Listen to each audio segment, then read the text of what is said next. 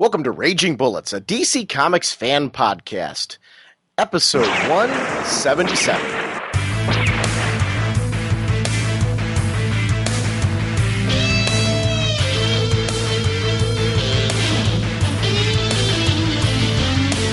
Welcome to Raging Bullets. I am Sean Whalen, Dr. Norge on the comic forums, and I'm joined as always by my co-host Jim. I've got this. I'm Hawkman. Now get your bony A out of here or find something to fight with. So says the sensei of the whatnot Segulin and the Duke of you know.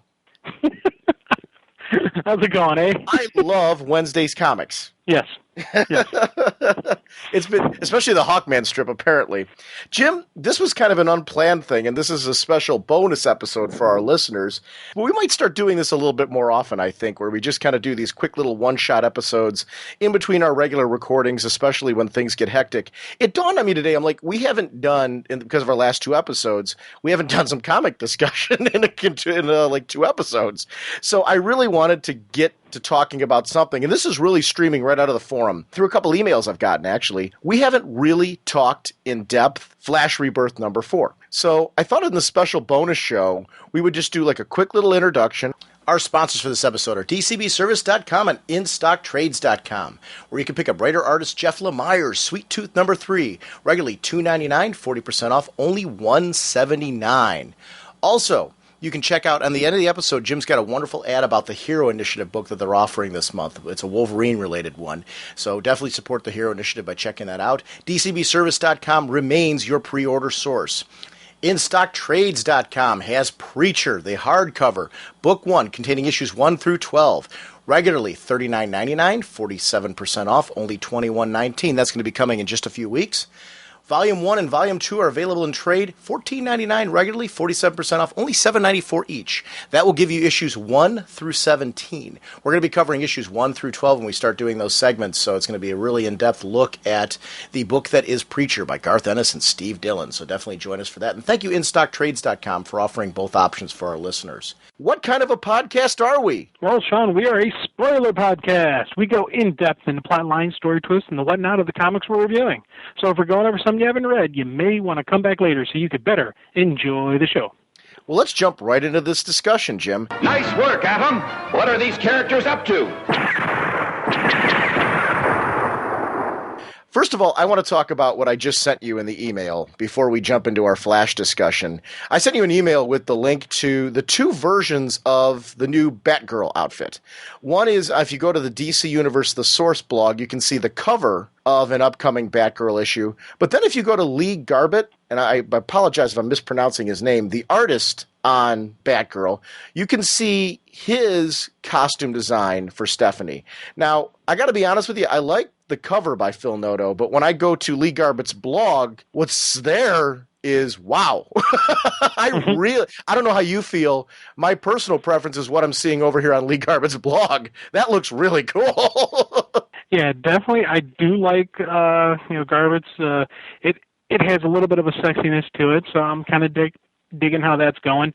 The one thing, it's weird because when we looked at the one that's on DC The Source, first thought that popped in my head, and I guess it's been a lot of other people's thoughts, is kind of a Huntress feel to it. And I think it's, in a way, it kind of makes sense because as I'm looking at it more, because the purple color was, the purple color of Spoiler, so it kind of makes sense she would bring some of her Spoiler style to, the Batgirl costume. So it's, as I initially say, oh yeah, that Lee Garber is great, but I don't know, I'm digging, what I'm seeing on this cover, just, kind of a nod to who she was, but there's also is part of, who she is. So do you prefer the cover? I'm not going to say I prefer the cover. No, but I'm genuinely asking you, which one out of the 2, there's 2 different, because it is slightly different in both. Yeah. So, there's not a right or wrong to this. What is your preference? I'm going to tell you right now, my preference is what I'm seeing on Lee Garbett's page. That's not to say that I'm like disgusted by what's on the Source. I think that's nice too. But my preference, there's a big enough difference between what I'm seeing on Lee Garbett's page as far as my enjoyment than what I saw over on the Source. And I like Phil Noto's art, so I'm not knocking him as an artist or anything like that. I'm just saying my personal preference on what I'm looking at right now. Lee Garbett's the costume design there, I really, really like that. Here's the thing. I kind of like the color patterns going on Lee Garbett, because I always like the black and red together. Then you have the yellow accent, especially with her, her blonde hair flowing. That is more of a red and violet, though, if you take a look at that color that's over there. It's not a true red, per se. It's more of a red-violet. But I get what you're saying as far as on the Phil Noto cover with it blatantly being more like spoilers. Yeah, that's definitely a spoiler, color set.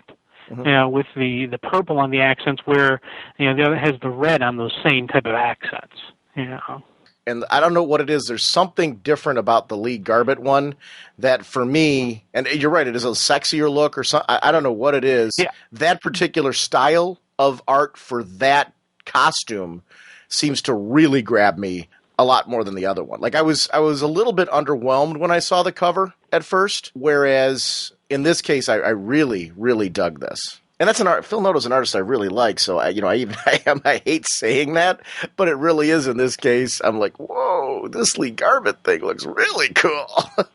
Yeah, I do think it's part of my draw towards the Lee Garbett art is the fact that she's in the pose kind of that little schwanch in the hip and she's got the model type pose, whereas the cover art she's fighting kicking some dude's teeth out. So I'm like, yeah, that's kind of cool seeing her throw down, but the other one has that we've been throwing around sexiness, and it's kind of got that going on. And I'm you kind of got she's got a little bit of a grin kind of smirk on her face when you zoom in on it. So there's I think it's weird. We're kind of comparing an apple to an orange.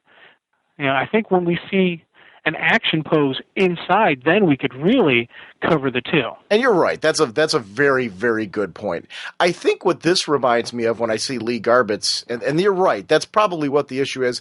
This reminds me, though, of Barbara Gordon's first appearance, because Barbara's Batgirl, for the time, that was a sexy costume appearance as well. There was something about it that just felt that way. And I think this captures, the Lee Garbett one, captures for me a lot of what I liked about that. So maybe it's my own history with the character that really is, and that's something that you're right, back on the blog, a lot of people were talking about that as well. But I do think that is a point here. There is something in this Lee Garbett design pattern that connects with me to, because I remember the early Batgirl appearances. That's stuff that when those things were reprinted, I adored those. So it's interesting. You know what you and I haven't talked about, and I know we were kind of saving this, and we are going to do something with Vincent Ferrante. We're going to have him back on again to our friend from Witch Hunter to talk about Batgirl a little bit more in depth. But we never really talked on the show about the fact that Stephanie Brown has been revealed as Batgirl, and how do we feel about that? So why don't we just kind of off the cuff talk about what did you think of the reveal? I'm doing happy dances. As much as I do like Misfit, and I think it would be kind of cool to see, I want to see her around, I was so happy that it was Stephanie because, one, she's a really cool character, and two, if Tim ever makes his way back to Gotham eventually, there'll be some type of confrontation and or dealings between the two, and I really dig that chemistry they have going. So the fact that she's still in the universe and she's still involved in the Bat family really just has me happy. Well, you know what has me happy, dude? How about this thought? Red Robin, Batgirl. Yes. What could that relationship be like? See, I'm starting to question whether I want Tim back as Robin, which is going to probably shock some people. For as much as Damian can be a pain in the neck, I'm liking this exploration of him as Robin. And with, obviously we're thinking down the road that Bruce is going to come back, but do you want Tim to be Robin again when Bruce comes back, or would you like Damian to stay as Robin?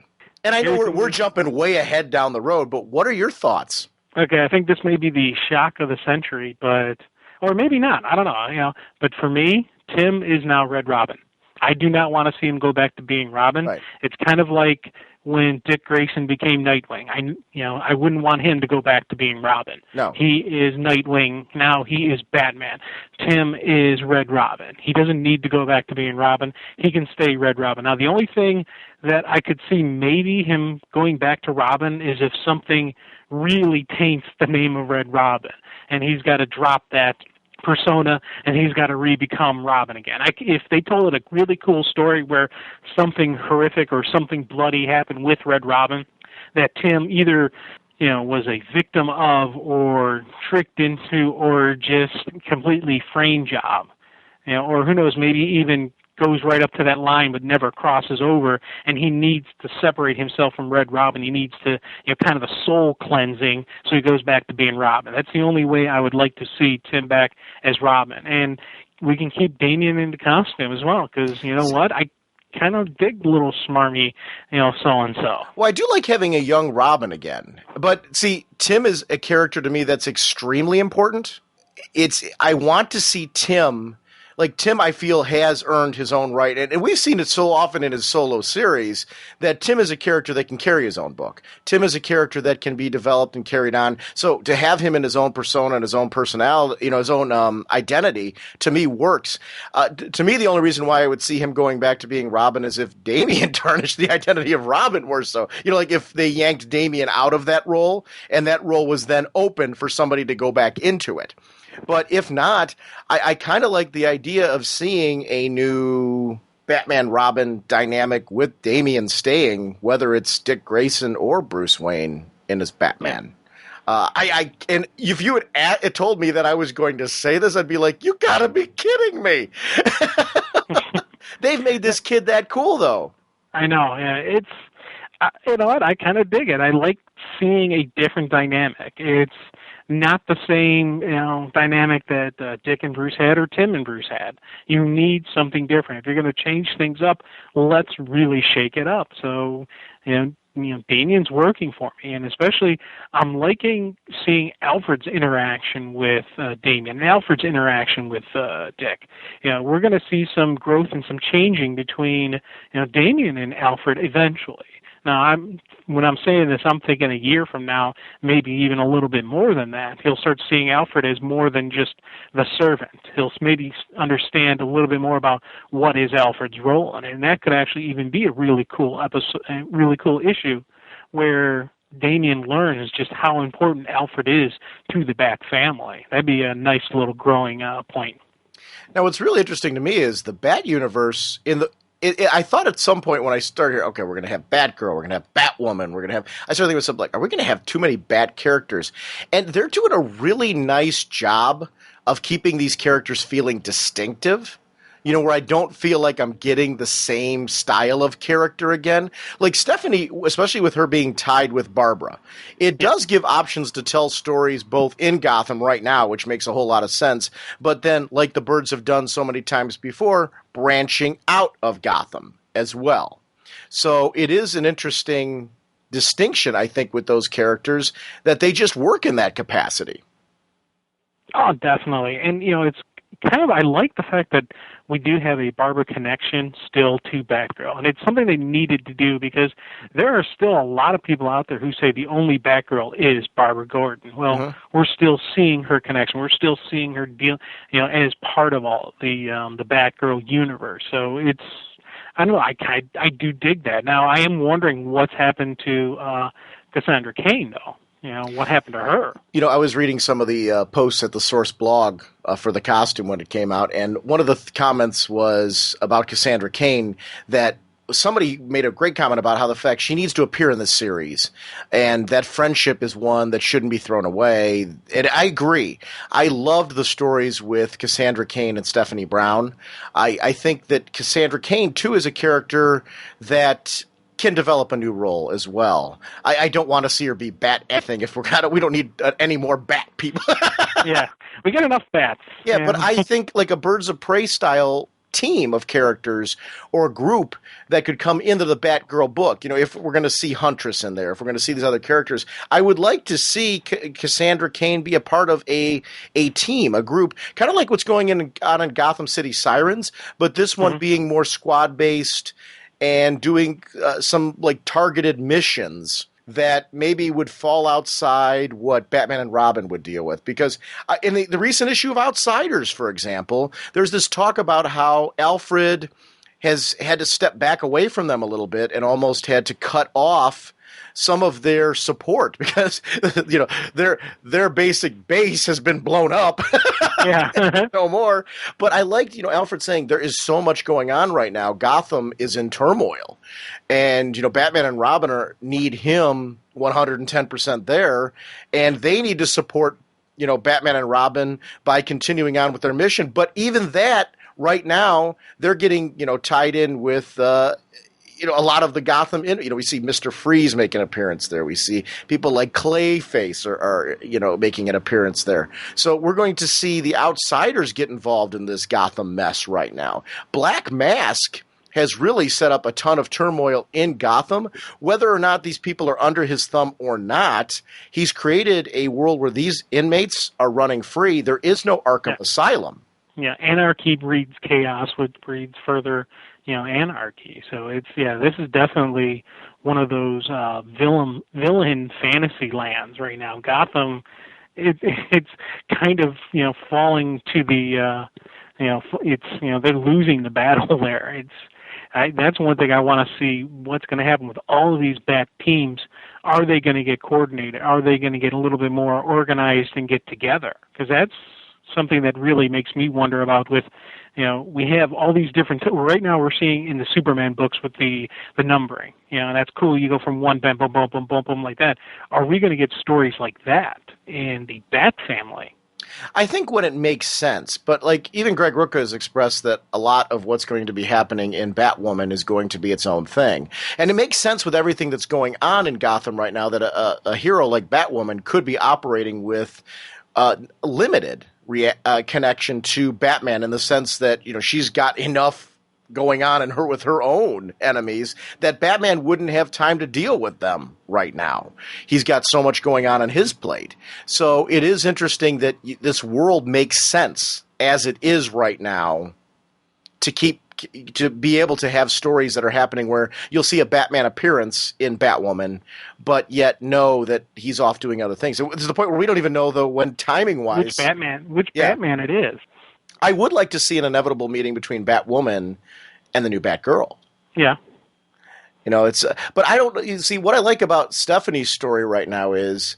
We're seeing her now. I'm assuming she's going to be, not assuming, I think we know clearly from what we saw at the end, she's going to be trained now by Barbara Gordon. So we're going to see Stephanie Brown finally having a mentor who, Barbara will stick by her. Yeah, and get some formal training.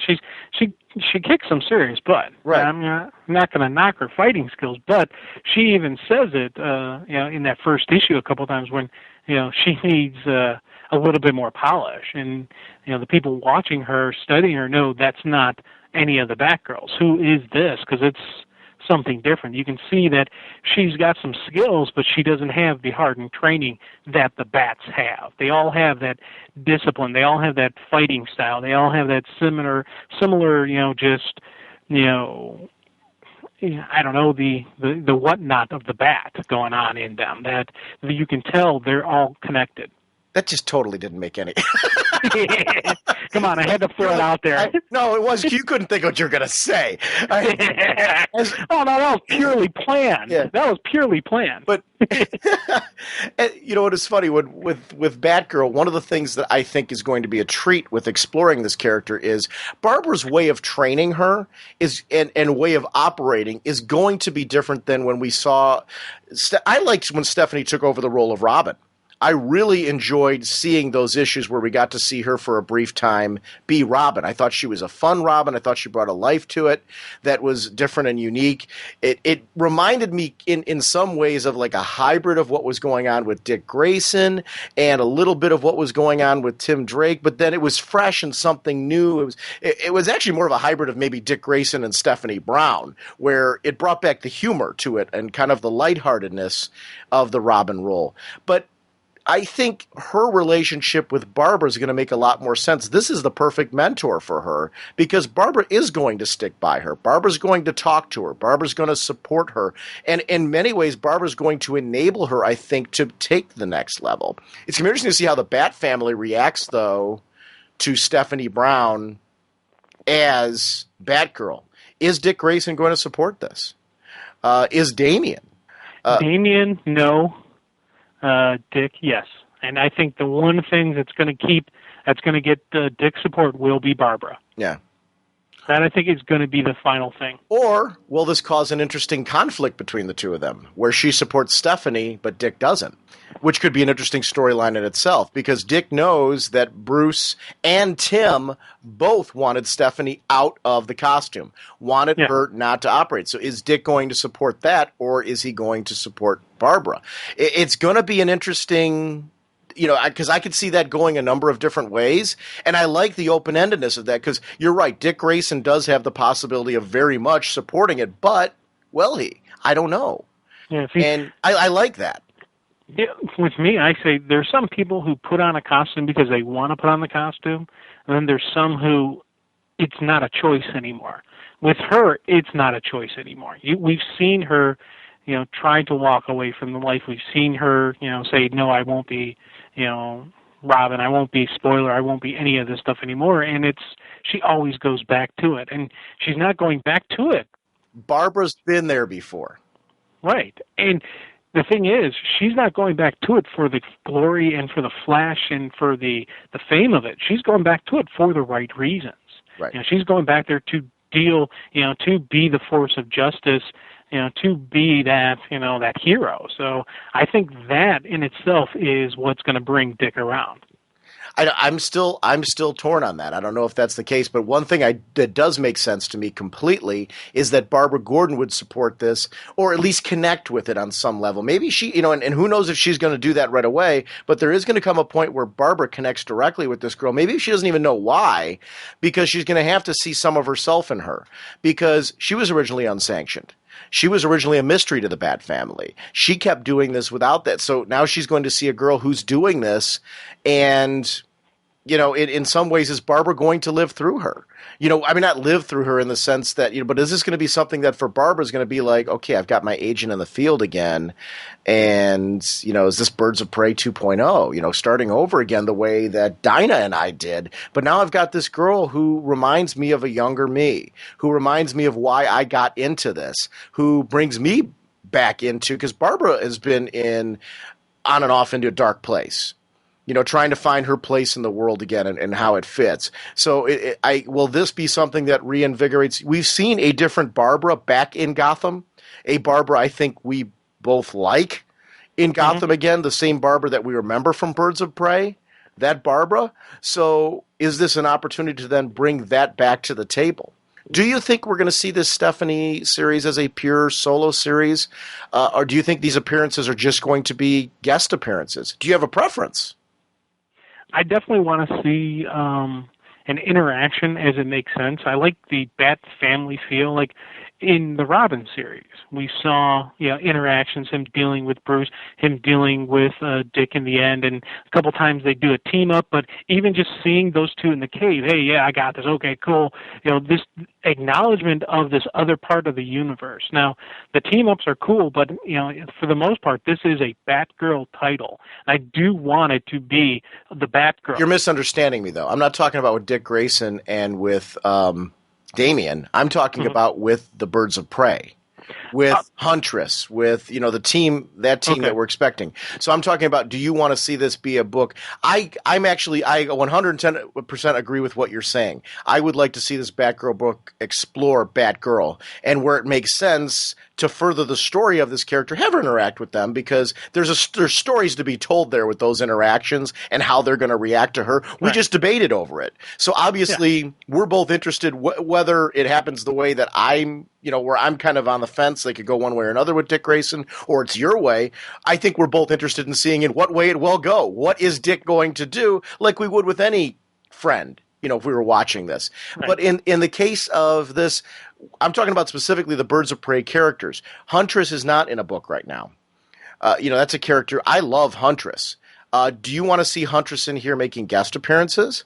Do you want to see Huntress in here as a regular character? Or do you not care? Do you, as long as the writer has good stories to tell with these characters, where are you lying on this one? Because I'm very torn.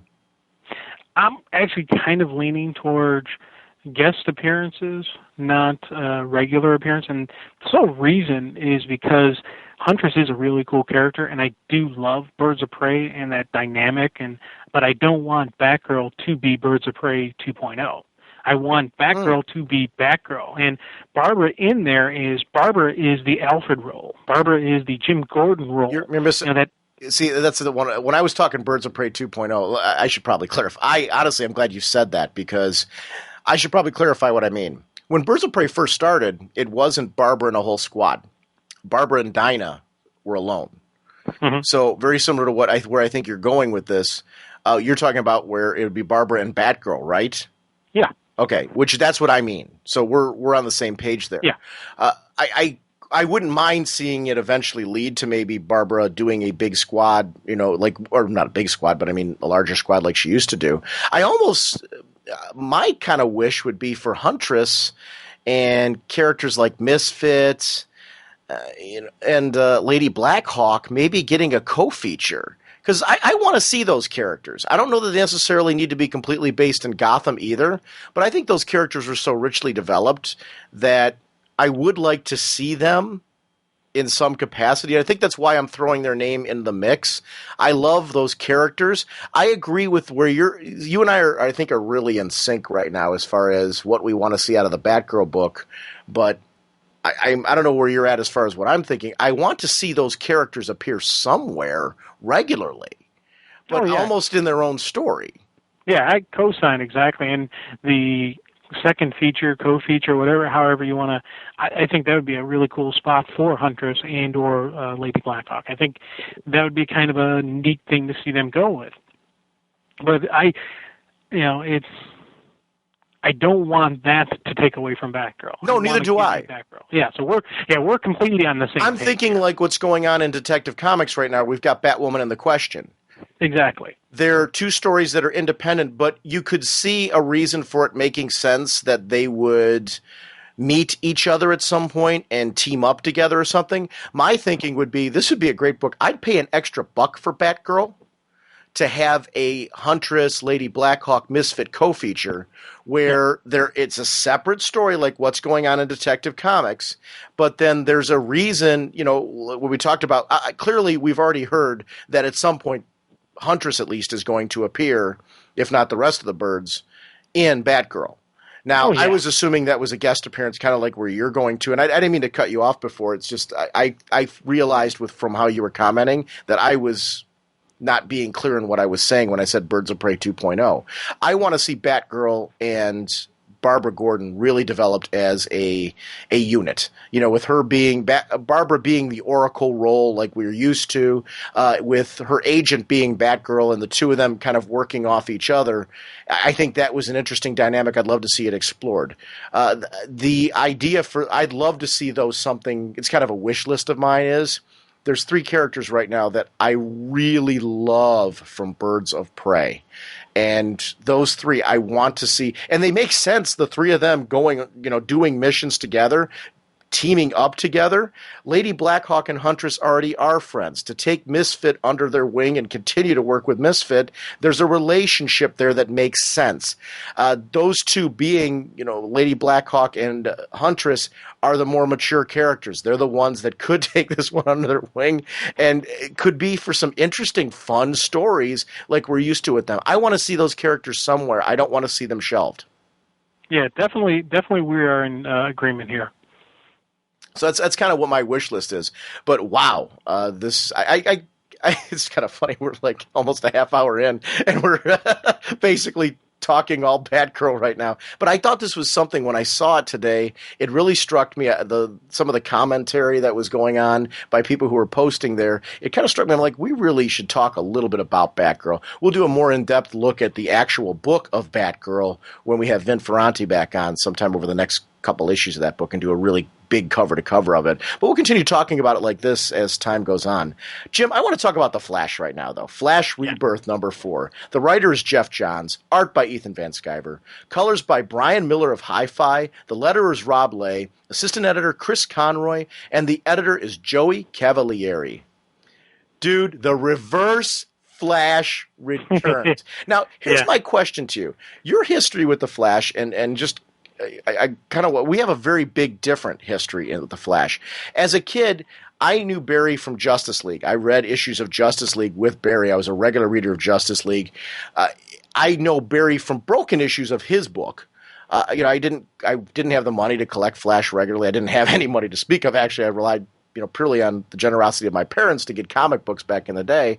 And so I read Flash in his series, but I wasn't a monthly reader of Flash. So I have broken storylines of that character. Wally's series I read completely. I started on in Wade's run, but I liked it so much I went back and read it from the beginning straight on through. So the Mesmer Loeb stuff, straight on through. So that my attachment to Wally is huge. And then I read Bart's series and enjoyed it along with you. But if I had to say who my Flash was, my Flash is Wally. Now, in your case, your experience, why don't you share what's your experience with the Flash? What is... Well, my Flash was Bart. When Bart came back, I read about Barry when he died. That was my introduction to really Barry Allen.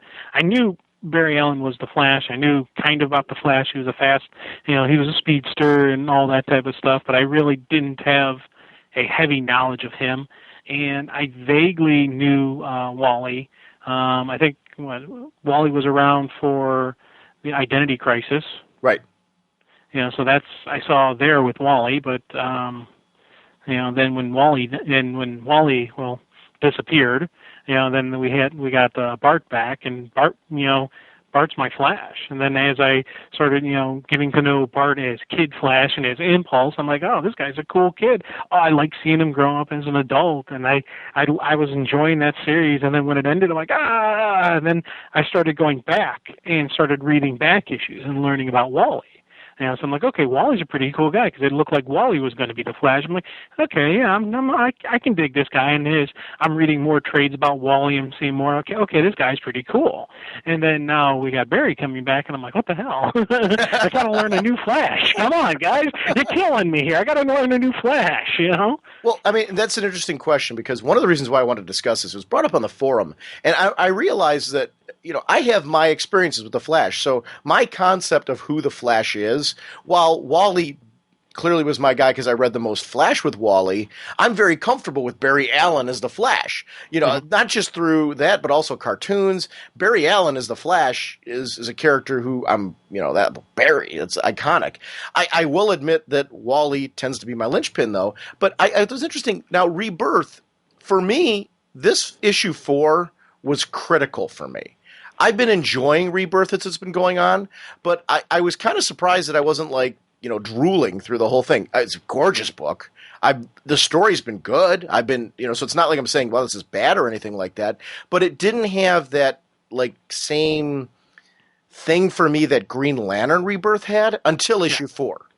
Issue 4 for me, and please, feel free if you're completely different on this, because I'd definitely love to hear your comments on this. Issue 4 for me brought in so much of what I connected to with Wade and John's run before, because I read so much of that and tied it all into Barry and added to that mythos. It built on what my core foundation was of the Flash. It took me back to stories where Wally was pulled into the Speed Force and Linda was his beacon, and that pulled him out. And we're seeing now that it goes so far beyond what we knew about Wally. It doesn't dispute it, but now Barry was the basically the one who created all that. When he connected to that force, he created it, and Zoom now is playing off that.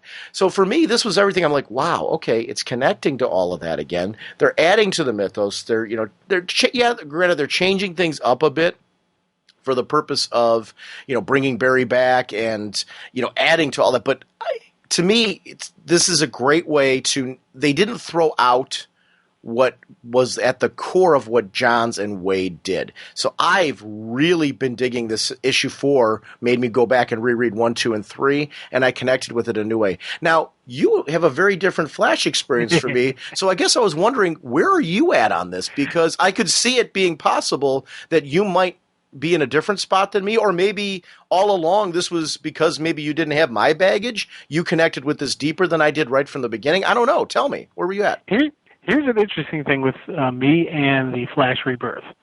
The Flash Rebirth happened to come just at a really bad time because of the Green Lantern, everything going on with the Green Lanterns, everything going on with Superman, everything that happened with Batman, with Tim, with just all these teams, all these titles are in turmoil.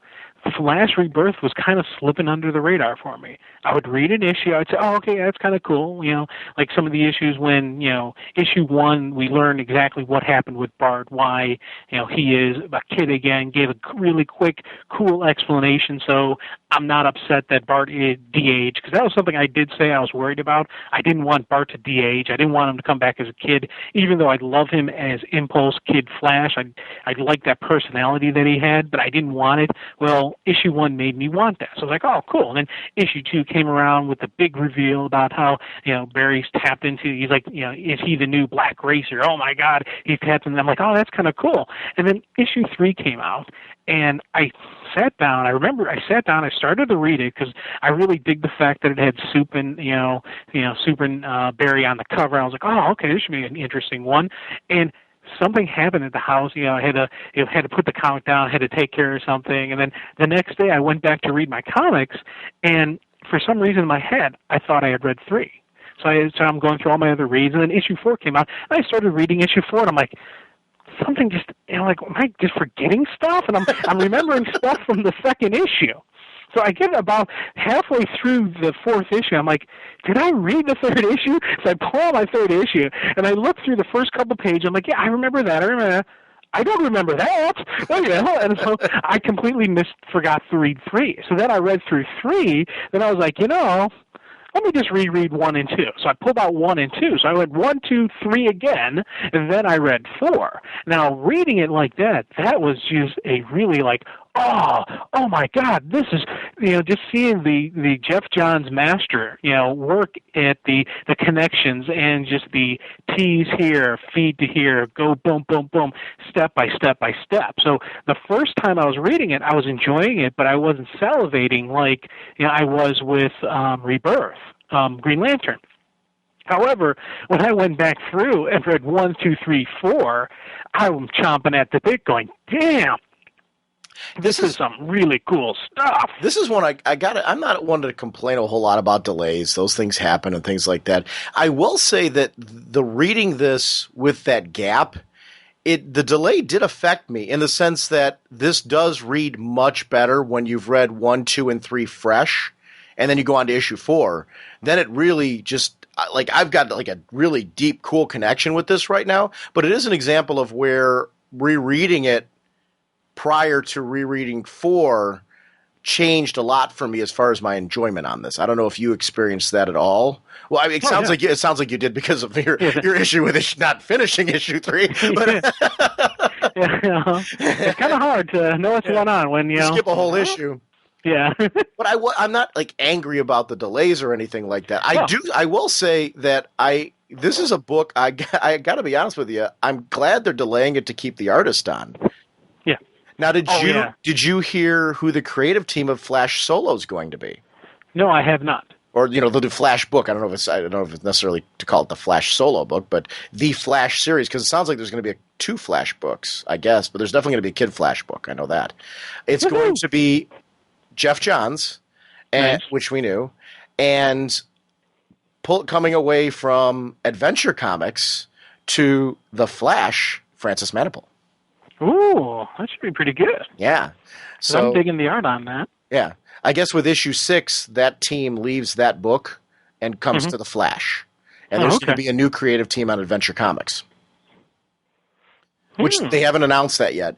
But Yeah, okay. that art is very pleasing for me. Yes. Oh, definitely very pleasing, and I'd like to see what he does with the Flash art, because you definitely have to do a different art style when you're doing Flash art. Oh, yeah. When we had Freddie on one time, he was saying how you got to play with the lightning, you got to do things a little bit different, and he had to kind of tweak his art style when he was doing the Flash stuff. So you definitely, I'm liking what I'm seeing on Adventure Comics. I want to see how that translates over to Flash art. So that's going to be kind of an interesting experiment going on.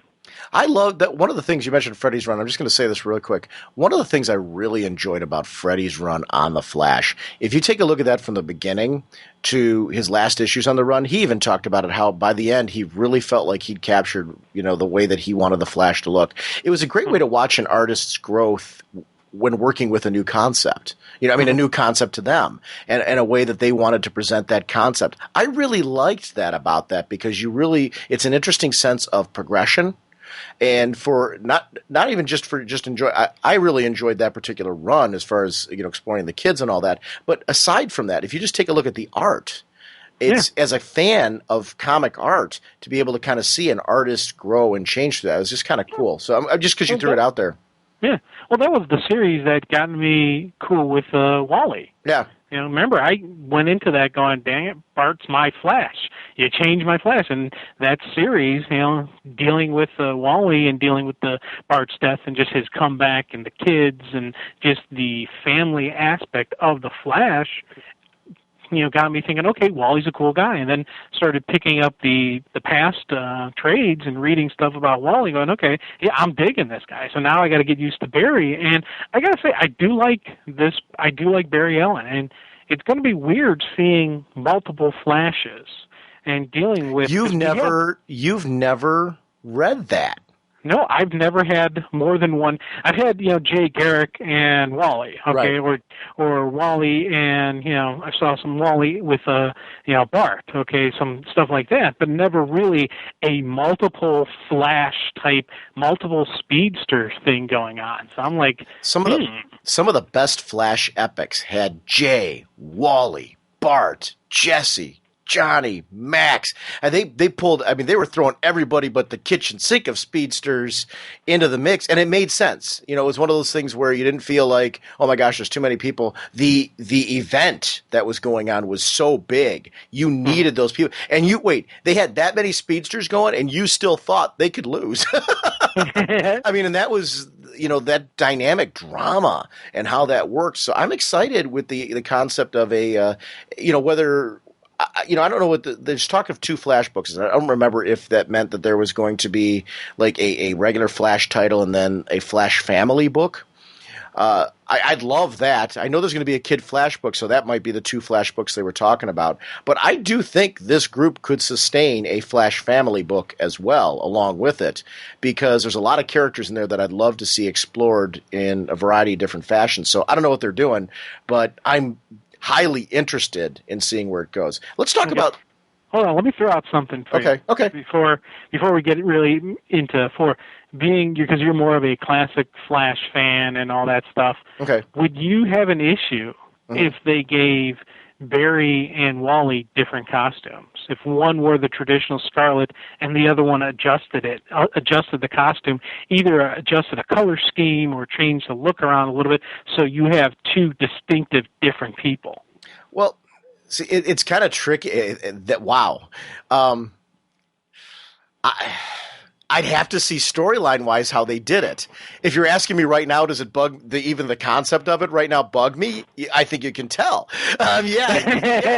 Because Wally's is a little tweaked, and Wally was the Flash for so long. Think about how you felt when Bart. You were saying, I don't want Bart de-aged, because you liked him so much as your Flash. Well, think of how short that period was. Now imagine you've had this heavily established Flash in Wally, And that's why I always said I understood people who were huge Kyle Rayner fans when Hal came back being a little torn. That's why I love so much what they've done with Kyle and how they've kept him in there. I don't know. It's they'd have to really, because we don't know what they're going to do with Wally yet. Right. You know, is Wally going to be retired off to the side with the family? Is there going to be a lot of this? Is I think it hinges on what happens with the kids too. You know, which we're going to have to talk about this issue. I don't know. I really, honestly, giving you an honest answer, I don't know. I'd have to see how they do it and what the storytelling reason would be.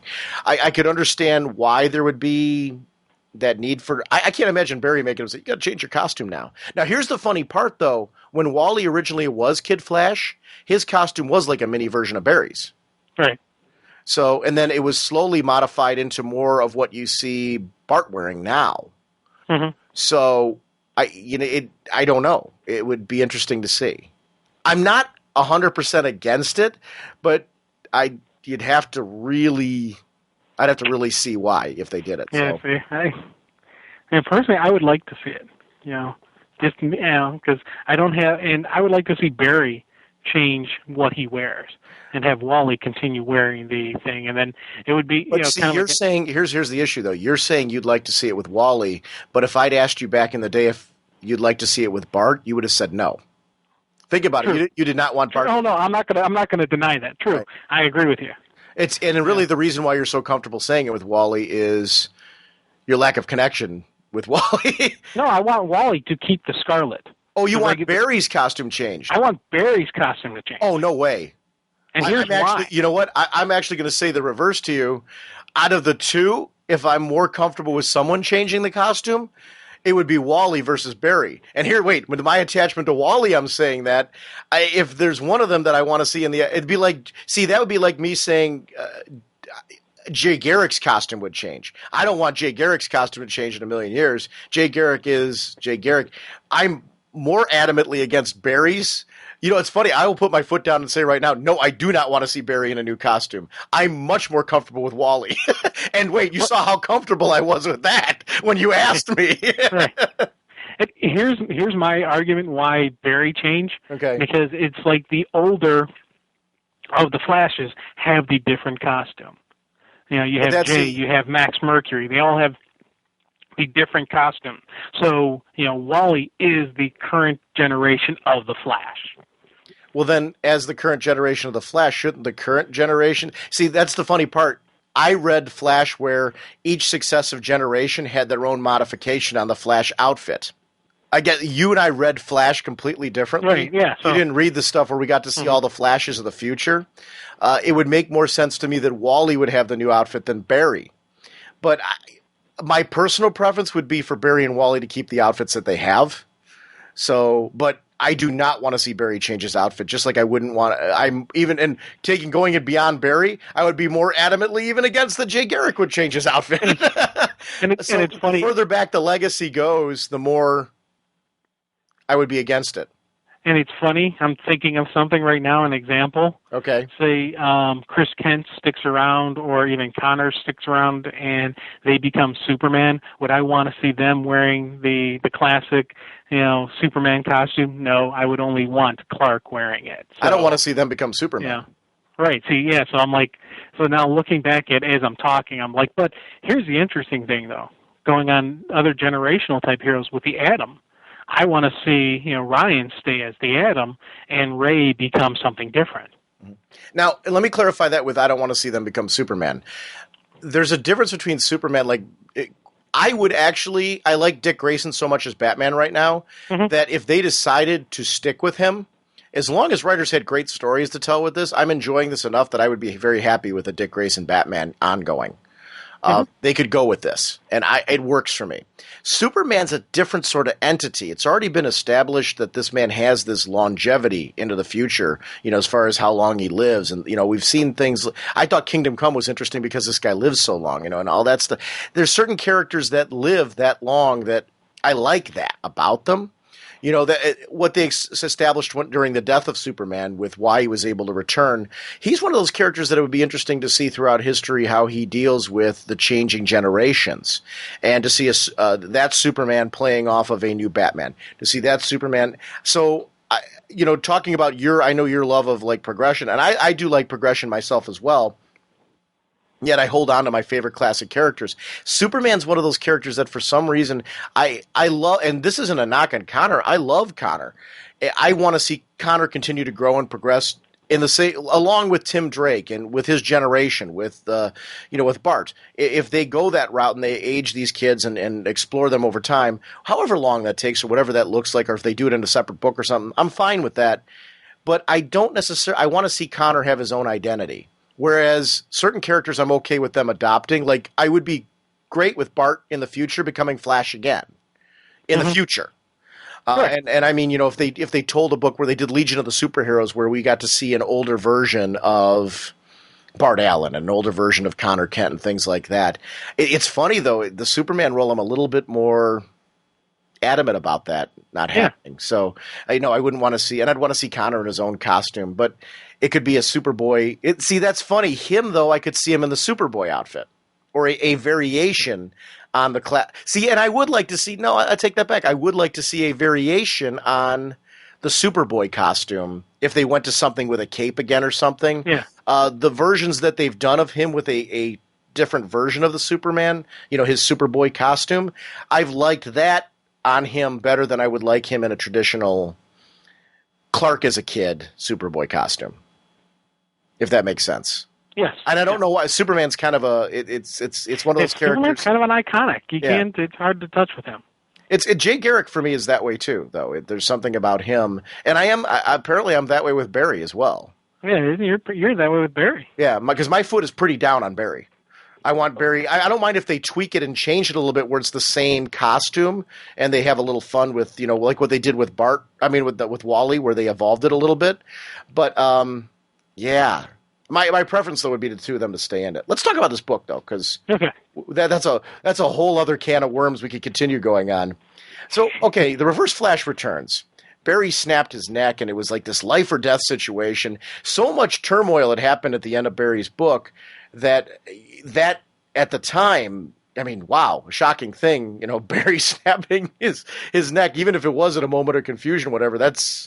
But I love this inner dialogue. He's back and he's different. His after images sneer and grin, then disappear as he inhales them. When he speaks, it crackles with static.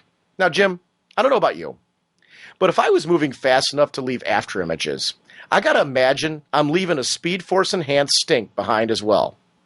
These guys have to take locker room smell to a whole new level. I mean, to me, Thawne is the Mary Catherine Gallagher, for those who remember the SNL skit, of the DC Universe. Instead of sticking the fingers under his armpits, he's taking in the whole thing. So, I mean, there's something really wrong with this guy. No, there's something really wrong with that statement.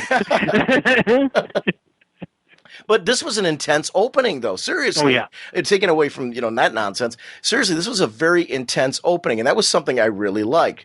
When Thawne explains he's resurrecting due to a friend of Barry's. Now, did you take that as he killed Johnny Quick, and he's using that on some level? Okay. Yeah, I'm thinking that was part of the, absorbing of the essence, and he needed more of the essence, and that's kind of like where he's going with this. So when he poisoned Barry, then do you take it just what happened with Johnny Quick, or do you take it like when he poisoned Barry, he also had was he pulling that from Savitar then?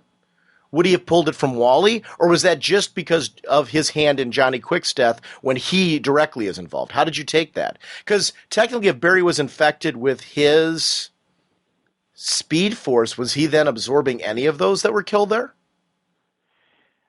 I think so. Okay. I think because he said part of it later on, he wanted Barry to suffer more. And Barry to actually kill more of the, kill either Wally or Bart or, even Jay, just, absorb and take them down. And I think when he absorbs them, they come into, the negative Speed Force that is Reverse Flash. Or is it not so much that they come into it? Is that his Speed Force then one more step overtaking theirs. Like he seems to gain more power the larger that his Speed Force gets, the more it overtakes the Speed Force. And is that weakening then Barry's Speed Force? I don't know. I mean, I guess I'm throwing out questions here more so than direct statements, but that's kind of where my head's at with it right now. And I'm enjoying that actually because he talks about this scientific exploration later with Max, Mercury, and Barry. And I really liked that this felt like them learning along the way and us learning with them the nature of the Speed Force. And that that even at the end of this series, they may not totally they definitely will not totally understand it. And there's always something more to learn with it. It's this quest to continue opening up the mystery of the Speed Force. I always liked that during Wade's run. It was something that got very attractive about that when Wally started tapping into it and discovering it. And I think it's something that works for me here. But how did you take all that, Jim? Well, that's part of my limited knowledge of the Speed Force and all that. It kind of did hurt me, and I had to do multiple read-throughs of issue 4 to really get a firm grasp on it. And when I say firm, I'm talking like firm as you get a firm grasp on a handful of sand. As the more I talk, the more I think about it, it more slips through my fingers. Because my initial grasp was this. He talks about with every action there's an equal and opposite reaction. So we have the good Speed Force that Barry created, and we have the negative Speed Force that Zoom created. Mm-hmm. And as when Barry got sucked into his Speed Force, Zoom was already in his. So you have that interplay going back and forth. Now, if for Zoom to strengthen himself, he would then, of course, have to weaken Barry's force. And it was the overtaking of the one force to the other. And then with the corruption of, with infecting Barry with his own force in him, that was I'm assuming part of the plan to absorb even more of Barry's force into his. So it looks like he's trying to completely overtake Barry's speed force. Right, he's trying to just make one force. Mm-hmm. And he was using Barry basically as the infected. He was sent in there as basically, hey, I'm going to infect you. I'm going to send you in. You're going to gradually kill these people off, and you're going to watch your Speed Force crumble around you. Watch those who are tethered to it crumble around you. He wanted, his goal was for Wally and Jay to go down by Barry. Yeah. And you also see what the heroes were doing for Barry. They were going to suck the Speed Force out of Barry. Well, Barry's the source of the positive Speed Force. By sucking that out, that would inflate then the negative side. Mm-hmm. Not realizing Barry's role as the Speed Force. Right. Barry is basically, they're almost, I guess from the way I'm reading this, is they're all connected to Barry's force. So Barry actually generates it. Yeah, Barry is the source of the Speed Force. Mm-hmm. So that's an interesting part.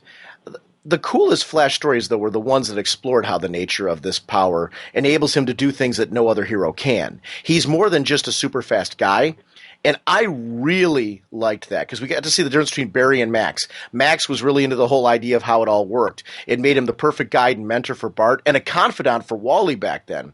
And it's going to be interesting to see his role in the future of this Flash world because now with Barry, these two guys are equals, but clearly there's a difference in their experience with the Speed Force and their goals with the Speed Force. Barry always wanted to be the consummate hero. That was his goal with the whole thing. And that's, he's just the consummate good guy. Whereas Max really got into being, the sage almost of the Speed Force, understanding it and passing on that knowledge to others. So it's good. I'm glad that character is back, because I think it's going to make for some really interesting dynamics to see how he reacts with Bart, where Bart's at now, how he reacts with Wally, depending on what Wally's role is, and Barry, and perhaps even Wally's kids, because I got a big question mark on what is going to happen with them.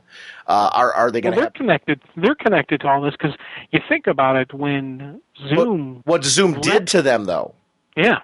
Did he? And Thawne. I'm sorry, what Thawne did to them, because we're dealing there with Thawne.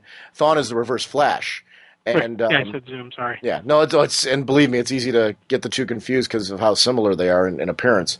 But it is interesting to see how Now, did you take it then that the kids still are connected to the Speed Force there? Because I saw it as he did something to them, because he talked about they were in knots in their connection. So when he unraveled that, did he do, like, permanently take stuff away?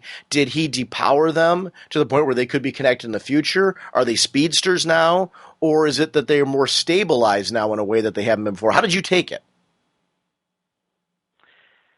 Because his line is, "Hush now, children, I'll untangle the knots, and then I'll strangle you with the rope."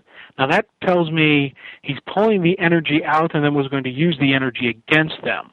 But he never got a chance to do that, because that's when Jay and Bart show up. But he'd already done something. Well, you see the kids kind of crumpled over, and because it's in the upper corner of that, it's that beautiful 2-page spread that show, Jay and Bart attacking Thawne and, basically knocking him, to another part of the town. But I'm talking about on the page before. Yeah. Up a page back before that. Yeah, he's doing something right then and there. Yeah. But I don't know if he has actually done the damage to them. Okay, I guess that's my question. So you have a question mark about that as well. I still have a question mark about it, because the upper corner piece, you see the kids hunkered over, kind of looking like they're in pain. So he did something to them. Now, this could be their way of depowering the kids. And that could be a very easy explanation, that he pulled the energy out of them and then was going to use their own energy to kill them just for the fun of it, and then kill, of course, Linda. That artwork is so gorgeous. Yeah. See, this is to me worth waiting for. Yes. Because, the end result is very pleasing. Yeah, this 2-page spread, and you see them going through the streets where it's so fast, every window is shattered. And the amount of detail, wow. It's a very good looking piece. Now, I want to jump back just a little bit, because when we talked about Thawne, his villain rant is great, because he thirsted for revenge on Barry. When he came back, there was no satisfaction. Barry was dead, but Barry's legacy kept on growing. He became something more, and there was no way to hurt his foe. Now, I really like this, because Barry's return during Infinite Crisis from the depths of the Speed Force left a tiny opening for Thawne to contact him, to pull him back and make him think he was needed for something important. He basically, put the worm on the hook and left it right out there. This explains a ton, though, because prior to this, Barry felt lost, without a purpose. Even in Final Crisis, when you think about it, I think we were both left at the end of Final Crisis going, well, why couldn't Wally have handled that? And Barry asked that question as well. And that works so well here, because we've brought this guy back now. It is clear that really Wally could have taken care of the whole thing, so why was Barry even needed? And we get this whole little turn of events because Thawne brought him back for the purpose of bringing him back to turn him into a monster and destroy his legacy. To turn him into a killer. Even though he didn't, Barry didn't have any control over that, it was something Thawne did to him, it still tarnishes the legacy. So his ultimate revenge was to do something through a moment of opportunity that he never thought he'd be able to do. And I love, though, that typical Barry surprises his enemy by burning out the infection, showing up too soon, which is so out of character for Barry. And we're seeing a great exploration right now of this in Wednesday Comics, where we've got 700 Barrys now, which I think is great. But it's interesting to see that Thawne plays with Barry's discomfort over how things have changed in his absence. Imagine, and this reel's very real to me. Imagine returning to the world. You were the ultimate hero. You sacrificed yourself. Now you're back. Your legacy continued without you, and your successor in many ways surpassed you, or at the very least earned his own name, his own legacy there. So it really is, you're not needed anymore. You feel like an obsolete model. And it reads very true to me to drop back in that your friends have moved on. Their families, there's dead friends. Look how many people died in his absence. These are all things that, like, wow, the world I knew is no more. How do I fit into all this? And, it's just really, even Iris, to a certain extent, who is so thrilled to have him back, Iris had made a life of sorts for herself. Not in the sense that she moved on with another man or anything like that, but in the sense that Iris had come to terms with her role. And, she was content to eventually be reunited with Barry. Now all this has happened and he's back. And I loved the reality of that. I think that's what really struck me on this. But I also loved the reality that it wasn't that Barry was brought back for some ultimate purpose.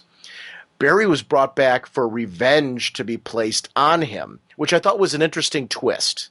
To me, I thought that was cool.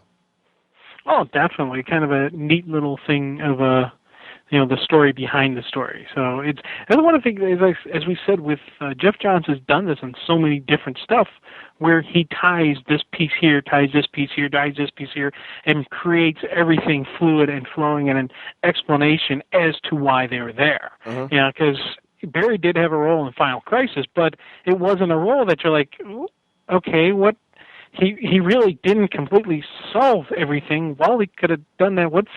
There was that question raised, why was Barry brought back? Well, now we're getting the answer, why Barry was brought back. So it was just totally interesting to me. Now, I want to talk about Wally real quick, because Wally gets a really great moment here. Imagine your running buddies and the man you looked up to have a chance of being brought back. What would you do? Would you risk it? He's already connected with Barry again. So he's had that moment where it's like he's back. This is my mentor. This is my, uncle. This is my best friend, my partner, the guy that brought me into all this. This is my chance to have him back. I've had him back. I'm going in there to get him. I could, a lot of times on the show we talk about, as a hero, you'd like to do that. You'd like to think you would do something like that. I got to be honest on this one. I don't know how you feel. This one, I'm pretty darn sure I would do, because my friends are really important to me, both friends like yourself that I'm connected with regularly, but also even friends that I don't get to see as regularly as I used to, or even, we've been out of touch or things like that. But I've got friends who have died, who I would love to have back. And if I had that opportunity, I'm like, I could go in there and bring them back, knowing they got pulled into this force. And I'm like, I could do this. It's a risk. I could risk being, that I could risk suffering their same fate, or I could actually take the chance to connect with them. There's times where I'm very honest with myself, where I can say, you know what, I don't know what I would do in that situation. But there is an element of that where I'm like, you know what, in this case, I would do it. I know I would. Yeah. And that's one of the, like I said, I've been honest on that show, but this is one where, and I connected so much with Wally on that, because Wally becomes like the everyman, where you can really connect with him as a person. He's well-rounded. He's made his share of mistakes. He's done goof-ups. He's not the perfect person. But the trick to Wally is he always tries to better himself. And there's something about him in that moment where I'm just like, yeah, this is Wally. This is vintage Wally. The references to Linda as a beacon was a total geek out to me. Seeing him in that one page, which we didn't really talk about, but that one page of him shooting through there was, I thought, just awesome. Oh, yeah, it's a full-page spread, and he's like, as long as I have Linda, I'll find my way back. And you just see the lightning completely surrounding him. The ground is actually kind of like, it looks like the ground is cracking underneath him, and he's just running right out of the page right towards the reader. Just a great, that moment of that pure hero. Just, this is what I got to do. I can do this. And, I got to agree with you on what you said about just how, if I honestly believe if you had the chance, you would do that. I know you well enough to know. Well, see, and I'll say this, though. I know you well enough to know you would, too. I think, and the distinction there is friends. You and I know and I'm sure a lot of people can relate to this that are listening. I think there's a point where there's people you're close enough to where you just know, in that situation, I would do that. Yeah. Because Wally's not going into certain death. Wally's going into the unknown, but the payoff of going into the unknown, it's worth the risk. Like, if a house was on fire in my neighborhood, I would dial 911. If there was some person trapped inside and the fire truck wouldn't get there, I'd like to think maybe I would run into the burning building and save them. But I'll be honest with you, I don't know if I would. But if when you look at just something supernatural, let's take this to my point here. Yeah, same house is on fire. Your mom is in there. Right. You've called 911. I think, knowing you like I do, you're not sure if it's somebody you don't know. But if you saw your mom was in there, dude, I think you would. I think you'd be in there in an instant, in a heartbeat. Yeah. And I know you. So, or if it was a close friend of yours, let's say it was our friend Joe, I think Yeah. you're going in there. So, I mean, I think there's what work. I don't know. Joe, I'd flip a coin. Yeah. Okay. All right. We flip a coin. But I mean, and I only say that because I know he's listening. But the honest point is, there's people that we're all connected with it. Like if you look at them and you put a face to it and you're like, oh, I know, that connection, I can't, that history, remembering times we were together in high school, remembering all that stuff, that's going to connect with you and you're going to go in there and do that. And I think that's what worked so much for me in the Wally moment and why I just kind of connect with that on a personal level. I'm like, there's a distinction here that really, felt very human and very real. And I liked that. I don't, sometimes you connect with things outside the page in a different way. I liked the exploration with Max with what's happening with Barry. Because I like this exploration. A lot of people, like you talked about, there's a difference between our reading of the Speed Force. He explains here that, Thawne built his own Speed Force off of this. Because when Thawne came back, he replicated kind of what Barry did as a way to, do this. But here's Max's exploration. When you run, you generate a kinetic wall between the present and the time barrier. It's an electrical energy that exists in every dimension, every universe, and every era. It touches every part of reality. It contains the knowledge of every place and time. The Speed Force is the all-encompassing flash fact. So basically, it's one force versus the other, like we said, but this explains time travel. This explains dimensional travel. This explains why they've been able to breach these things on some level as a Flash. Because of the fact that this electrical energy that Barry has generated has been able to do these things and been able to break these barriers because that energy is in these other areas for him to connect to, to go to. And it was an interesting exploration. That's what I always thought the Speed Force was. But I like that it also keeps that mystery alive of how far does this go? Where does it go? What can it do? What are the limits? Yeah. What are the true limits? Yeah, and just, as it's going on, I love just seeing, you got Max telling, basically giving the biggest fast flag. But you just, at the bottom of the page, you just see, Wally just running. And he's got that etched determination on his face. He's got the hero scowl on there where it's just like, focus on Linda, and you'll bring them all home. I was just like, that's just, and it's just a little small side panel, but it's just that one thing is just that constant, got to keep running, got to keep doing, and you feel that. I started feeling the energy and the pumping, and as I'm going through this, I'm like, damn, this is really cool. I can see your point about there being a need or not being a need, or there being a reason to do a different costume. Because I'm looking over here when you see this, they kept the mask off of Wally for a reason. Because of the fact that there's a definite distinction between which panels are Barry and which panels are Wally. Yeah. And I mean, that was a good visual trick to do that. It was a smart move because it did add to the drama to be able to know that both of these guys are having the same determination for very different reasons. And I love, though, when Wally finally does and I connect with Barry, when Barry connects with him there, that Barry's like, Max, you're not staying here. You are my family. And my family is going with me. And I love, one of the keys for me to this one is we see Barry becoming more and more empowered, more and more hopeful, more and more, like, this is mine. I am the one that's connecting with this. I am the one that's generating this. So you better believe I'm going to make the rules here. Max, you are coming home. You are coming with me. Forget this tether thing right now. I'm your tether. Follow me. We're going home, dude. I really liked that. Nobody gets left behind on my watch. And it's nice to read a hero story. I'm all for hero stories that explore all different avenues where you've got that friend that gets left behind. You've got that issue where that happens and you can't help it and it becomes, a sad moment, but you're like, okay, there's a reality to that, and how are these characters going to react to that? I'm great with those stories. But in this case, there's something great about having a story right now where you're like, no, everybody getting out of there. I mean, this is, except for poor Johnny Quick, but everybody's getting out of there right now. Yeah. And I really like that. Well, even, Max had earlier said that, the Flash needs a lightning rod. The Flash needs that thing to ground him. Barry had Iris. Wally had Linda. He didn't have anything. And it was Barry who gave him his lightning rod, saying, Bart is his lightning rod. Bart, Barry wasn't there for Bart. He wasn't there, for Wally and his kids, but Max was there for Bart. And Bart needs him, and that was kind of like his connection, his thing, and that was the final. You're right, because I'm kind of misrepresenting that. It's funny that you say that because he reappears right by Bart. So what Barry did is empowered Max, and I actually like that better. Barry empowered Max the way he was feeling empowered at that moment by saying, dude, you do have a tether. You are my family. Bart is your family because you have been there for him so much. You need to come home. And he did reappear like Wally did. Wally reappeared due to Linda, and Max is reappearing due to Bart. You're 100% correct, and I'm seeing that in a very different way. And I like that, that he did give him a tether is what he did.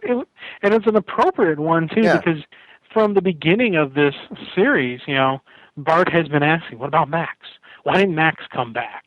Why only Barry? Why only Wally? What about Max? And it was just like, it was funny because when Bart was first kind of being, standoffish to Barry, I was like, what the heck? This isn't exactly the Bart I know. And then as I'm seeing what's going on, I'm like, okay, yeah, that does make sense. That's kind of neat. And just seeing that panel when Max comes back and he's got the classic, speedster lightning all around him, and he's like, oh yeah, it's on now, kind of that, he's got that really cool butt-kicking superhero pose. You see Bart in the background, Max, and just that kid kind of joy, look on his face. And I was just like, dang, this is a neat connection here. I like this. And that is the relationship of Max and Bart was to me always real cool. I also like that they explained the relationship of Bart to Thawne, that there is a family relationship there, and that this was Don Allen and one of the Thawnes' kid. So there's a attachment to Barry and to Thawne, and Bart is connected to that, and Thawne's ready to kill him. If it wasn't for Max, Bart would be no more. Right. Bart would have gone the way of Johnny Quick. I loved the shot of Jessie Quick and how her equation came on as we see Jay Garrick, Wally, Bart, Barry, all of the people connected to the Speed Force, Max, all connecting together. She understands the equation now. And it's such a great ending to this issue because Barry, I think Barry has been hard to connect to since his return because he's been so cold and distant. But where I think it's been very powerful in issue 4 is there's this guy that's been cold and distant who now we've seen life come back into. And we went on that journey with him. I needed this issue in the worst way because I've been enjoying this series, but I remember my feeling when I read Green Lantern Rebirth. Every issue of that one, there was anticipation, excitement, the build to Hal coming back. I was so excited for that all the way through. This one, it really was for me. I was enjoying. I wanted to learn more about Barry and all that, but I wasn't getting that feel. This issue, as Barry came back to life, and I mean personality and internally, we got to see the man reinvigorated again, especially during the bits with Max for me, where he starts stepping up with Max, really got me excited for the character. I don't know if you know what, you touched on it back when we talked about the last issue of Blackest Night. We did our last Blackest Night segment when we got to see Barry now with Hal. Right. And we're seeing, a Barry who's already gone through this cycle that we're seeing here, because clearly that takes place after this. I'm excited for Barry now. And it is funny now to continue reading Flash Rebirth, reading him with Hal Jordan. Right. But I will say, I one small criticism, the delay on this, and it's a tiny thing, the delay on this I didn't read the first 3 issues. I read issue 4, and I did feel like I was coming back into something where I wasn't very similar to you, except I didn't have the excuse that I didn't read issue. I actually had the gap because I hadn't read it. The gap, though, I do think because of what you said, with all of the things I'm reading and all that's going on in the DC universe right now, and how much we're getting that stuff quickly, like, Codename Patriot, we're getting issues, ba-bam, ba-bam, ba-bam. That story is, coming out almost weekly. I think there's 1 week here or there maybe where we don't get a Codename Patriot story. And I might be wrong on that. I'm trying to think. No, actually, we get 4 weeks of it, right? Yeah, we're getting, just like we keep getting Blackest Night stories, and Batman it's just, yeah, there's boom, boom, boom, boom, boom, boom. So, yeah, this is one that if, as I said, when I did the reread through, I got so pumped and excited about it. And, but it is kind of dealing with these other big epic stories, which I think it would be doing better, and I would be more excited if this was the main story going on, if this was the big quote-unquote event going on in the DCU. So let me ask you this. From the way you're talking right now, it sounds like you're still not like, see, for me, and this could be the difference in our experiences, and it's really one of the reasons why I wanted to do this segment with you, because I started to ask you about this before you and I recorded on the phone, and I'm like, no, I want to ask you about this when we're recording, because I want to get a genuine reaction from you as we do this. I'm really excited for this right now, but I'm questioning right now, is this because I have a bigger history with Barry?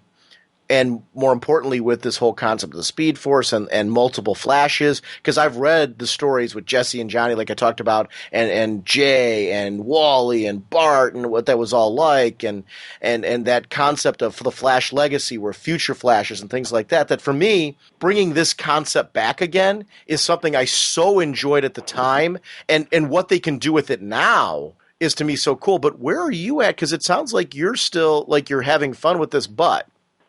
Well, here's the thing. I am excited about it as I'm reading this story, because I just literally read, once again, I did a skim through all 4 issues right before we did this. So it's fresh, and we're talking about it. And as I'm talking, as I'm rereading this stuff going on, I'm like, yeah, this is cool. But I can guarantee next week at this time, I won't be as excited as I am right now. I'll be thinking more about Blackest Night, or I'll be thinking about the Superman Patriot story that's coming out, or one of the Bat titles, or even Red Robin, maybe Secret Six. This isn't something that's locking me in and keeping me, boom, boom, boom, boom, boom, like that. I'm loving it, I'm enjoying it, and it's exciting as I'm going along. But Blackest Night, I'm constantly thinking about. I'm constantly thinking about what's going to happen next. Ooh, that'd be kind of neat if they did it. And I'm constantly throwing out theories. I think Blackest Night is really I'm not just saying you're wrong. So it's like, because I agree with you about I'm super excited for this right now, this Rebirth, but when you talk about Blackest Night, I'm like, well, that's like Death Star of comic events right now. Yeah, and we're getting so many cool events with it. That's not taking away from this for me. This is increasing my enjoyment, and this is kind of where I'm at. So you don't have to agree with this. This for me is increasing my enjoyment now of Barry Allen, where it wasn't doing that previously.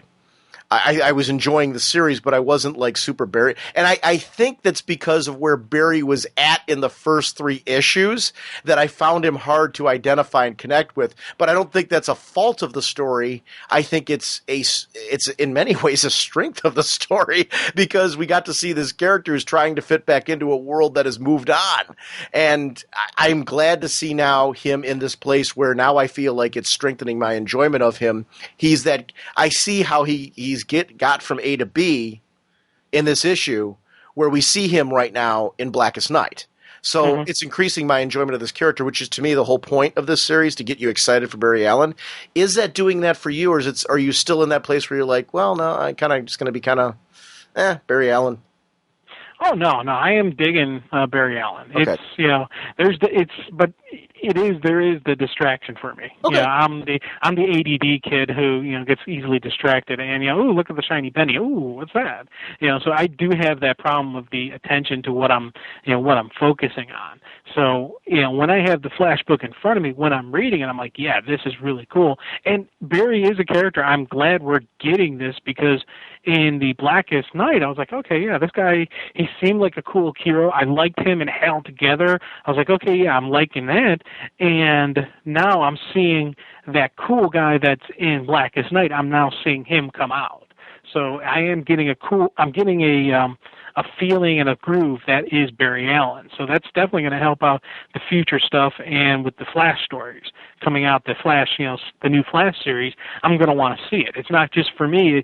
It's not just going to be about, I want to see what happens to Wally. I want to see what happens to Bart and Jay, and even, some Max stuff. There's going to be a curious, and I want to see Barry. What's Barry going to do? Are we going to get is he going to continue on as the Flash? Are they going to change some stuff around, or what are we going to do with Barry? So there is that feeling of I want to know more about Barry, and I want to see more Barry. Have you felt that way all through the series?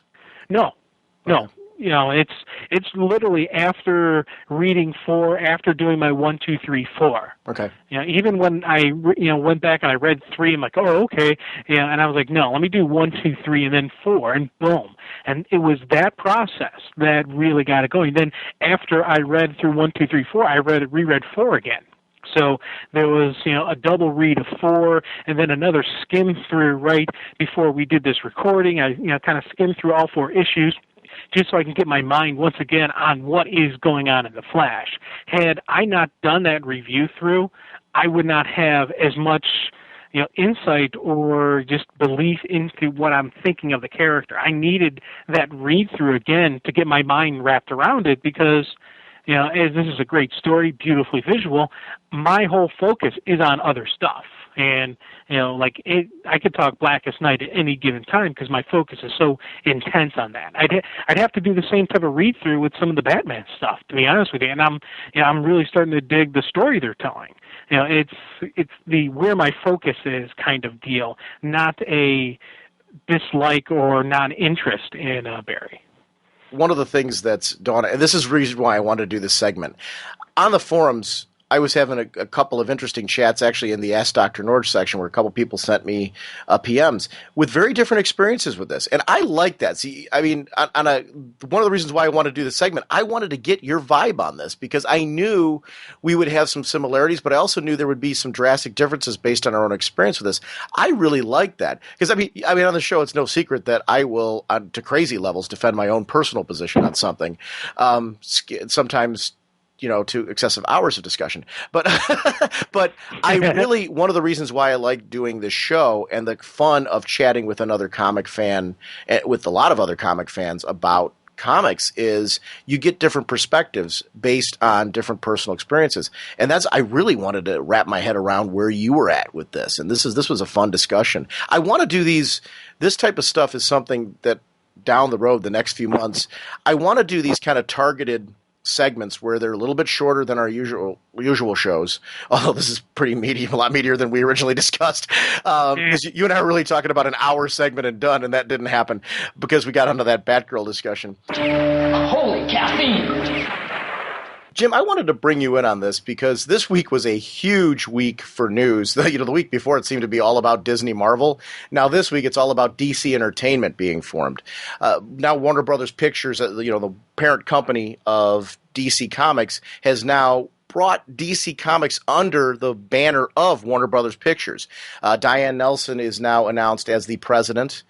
Paul Levitz is now going to be given a new role where he's going to be an editorial consultant, but also he's back to writing now Legion of the Superheroes, which when we recorded this, we didn't know. This news was going on while you and I were recording and saying, we're not sure who that new Legion writer is going to be yet. And it literally was going on at the same time we were having this discussion. So this is a good episode to have this commentary on. Paul Levitz back on Legion. Actually, seeing I brought that up, let's just go to that right now. No. Are you excited for that, Paul coming back on Legion of the Superheroes? Actually, I am. I'm kind of, excited to look forward to that, and it is officially been stated that it's going to happen now. Well, that's for sure. He is going to be. He's the definite writer of. I'm guessing he's taking over Adventure Comics. It's going to happen because I know that Jeff Johns is supposed to and Francis Manapul are leaving as of issue 6, and they're jumping over to the Flash book, and that left open the Legion of the Superheroes, and Paul Levitz is going to be taking that over. So I don't know if it's going to be that book or if there's going to be an actual a separate Legion book. My guess is they're not. If they brought back Adventure Comics, they're going to keep going with that. Yeah, and that's I think going to just continue on there. That would be their best way to go about this. I would say. Yeah, I agree 100%. I think that would be the place for this. Now, talking about DC Entertainment real quick, how do you feel about this? Do you feel this is going to be a positive for the comics end of it, the film end of it, TV end of it, all the gaming, everything? How do you feel about this? Well, I do think it's going to be a positive, but there is a chance for negative, to happen from this. On the positive side, you think about it. We have where we've always had a separation between DC Comics and Warner Brothers, and even at the cons, whenever they would ask, Didio questions about, hey, why did this cartoon go? Why don't you guys do a Justice League movie? Why don't you do this? And he always answered back, hey, we just take care of the comics. It's up to Warner Brothers to want to keep these things. Well, by doing what they're doing, it looks to me they're actually going to throw they want to throw a little bit more resources, a little bit more opportunity out to the movies and cartoon side in television side of DC Comics, taking some of these great characters that they have. Think about Justice League Unlimited now. There's a chance that they could bring back the cartoon that was so popular. They could bring back the Superman stuff, the Batman cartoons, maybe some more additional live-action television shows, on the kind of like on the heels of a Smallville thing, where they take the base core of it, Smallville-ize it, maybe tweak and twist and do a little change to it, but throughout these other live actions, as well as other live action movies that everybody has been begging. I think, the strength is going to be, though, interactivity, that these things are going to be able to be interconnected when it makes sense. I think right now, one of the things that's working over at Marvel that I'm really enjoying is, like when you see things like Iron Man and the Hulk, and you get to see appearances by both characters in each other's films, and, little references and nods to these universes and the possibility that we might see team-ups with them in the future. Those are things that all get us excited. They're little geek-out Easter eggs and moments that, ultimately we want them to lead to things like an Avengers movie and things like that. But we want it all to be good, though, too. And I'm all for it. My big worry is that I love the fact that you can now stick a lot closer to the comic book universe. I think that's a great thing.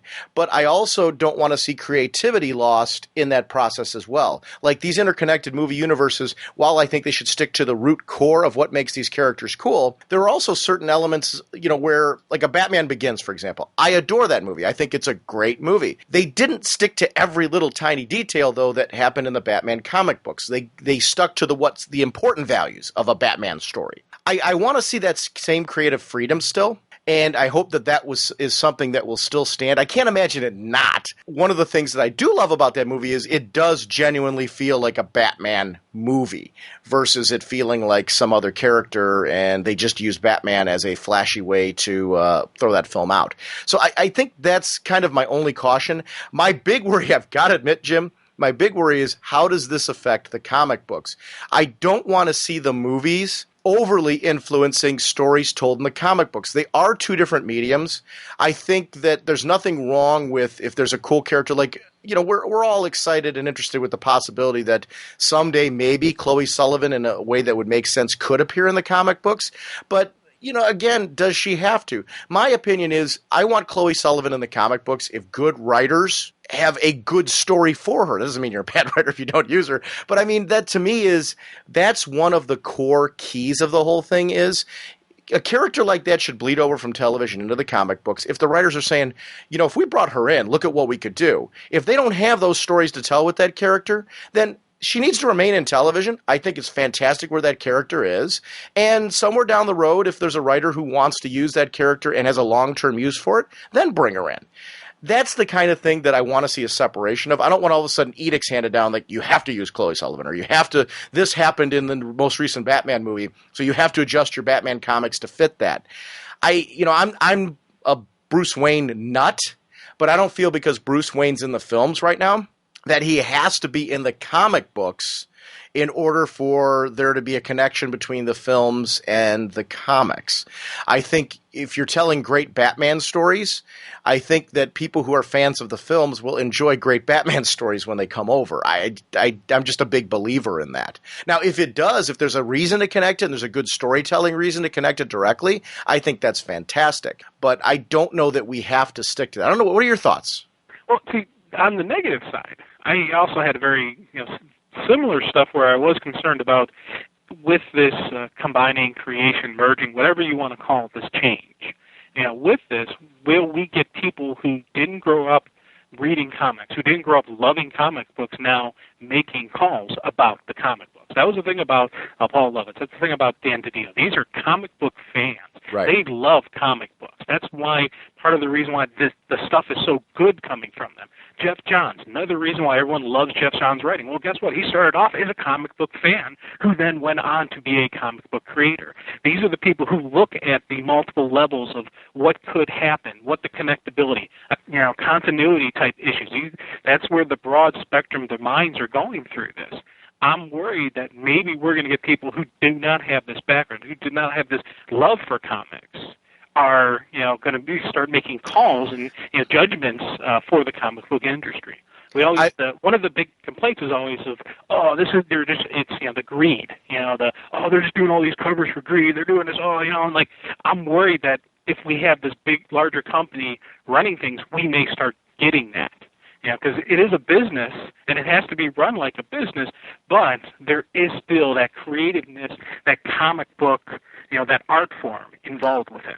I will say the announcement that really pleased me was the fact that Paul Levitz is still being used as a editorial consultant to Diane Nelson. I'm sure my opinion is that announcement was just to show, hey, we are definitely pulling from people who know comics. We're making sure that we maintain the relationships that we have before, the creative relationships. I'm hoping that is something that they stick to, because to me, one of the reasons why movies are going to comic books so much is because of the creative talent behind the scenes who are making these books, the writers, the artists, colors, everybody, the whole editorial crew, everybody who's involved in making decisions as far as the creative directions of storylines and characters and linking them all together in these universes.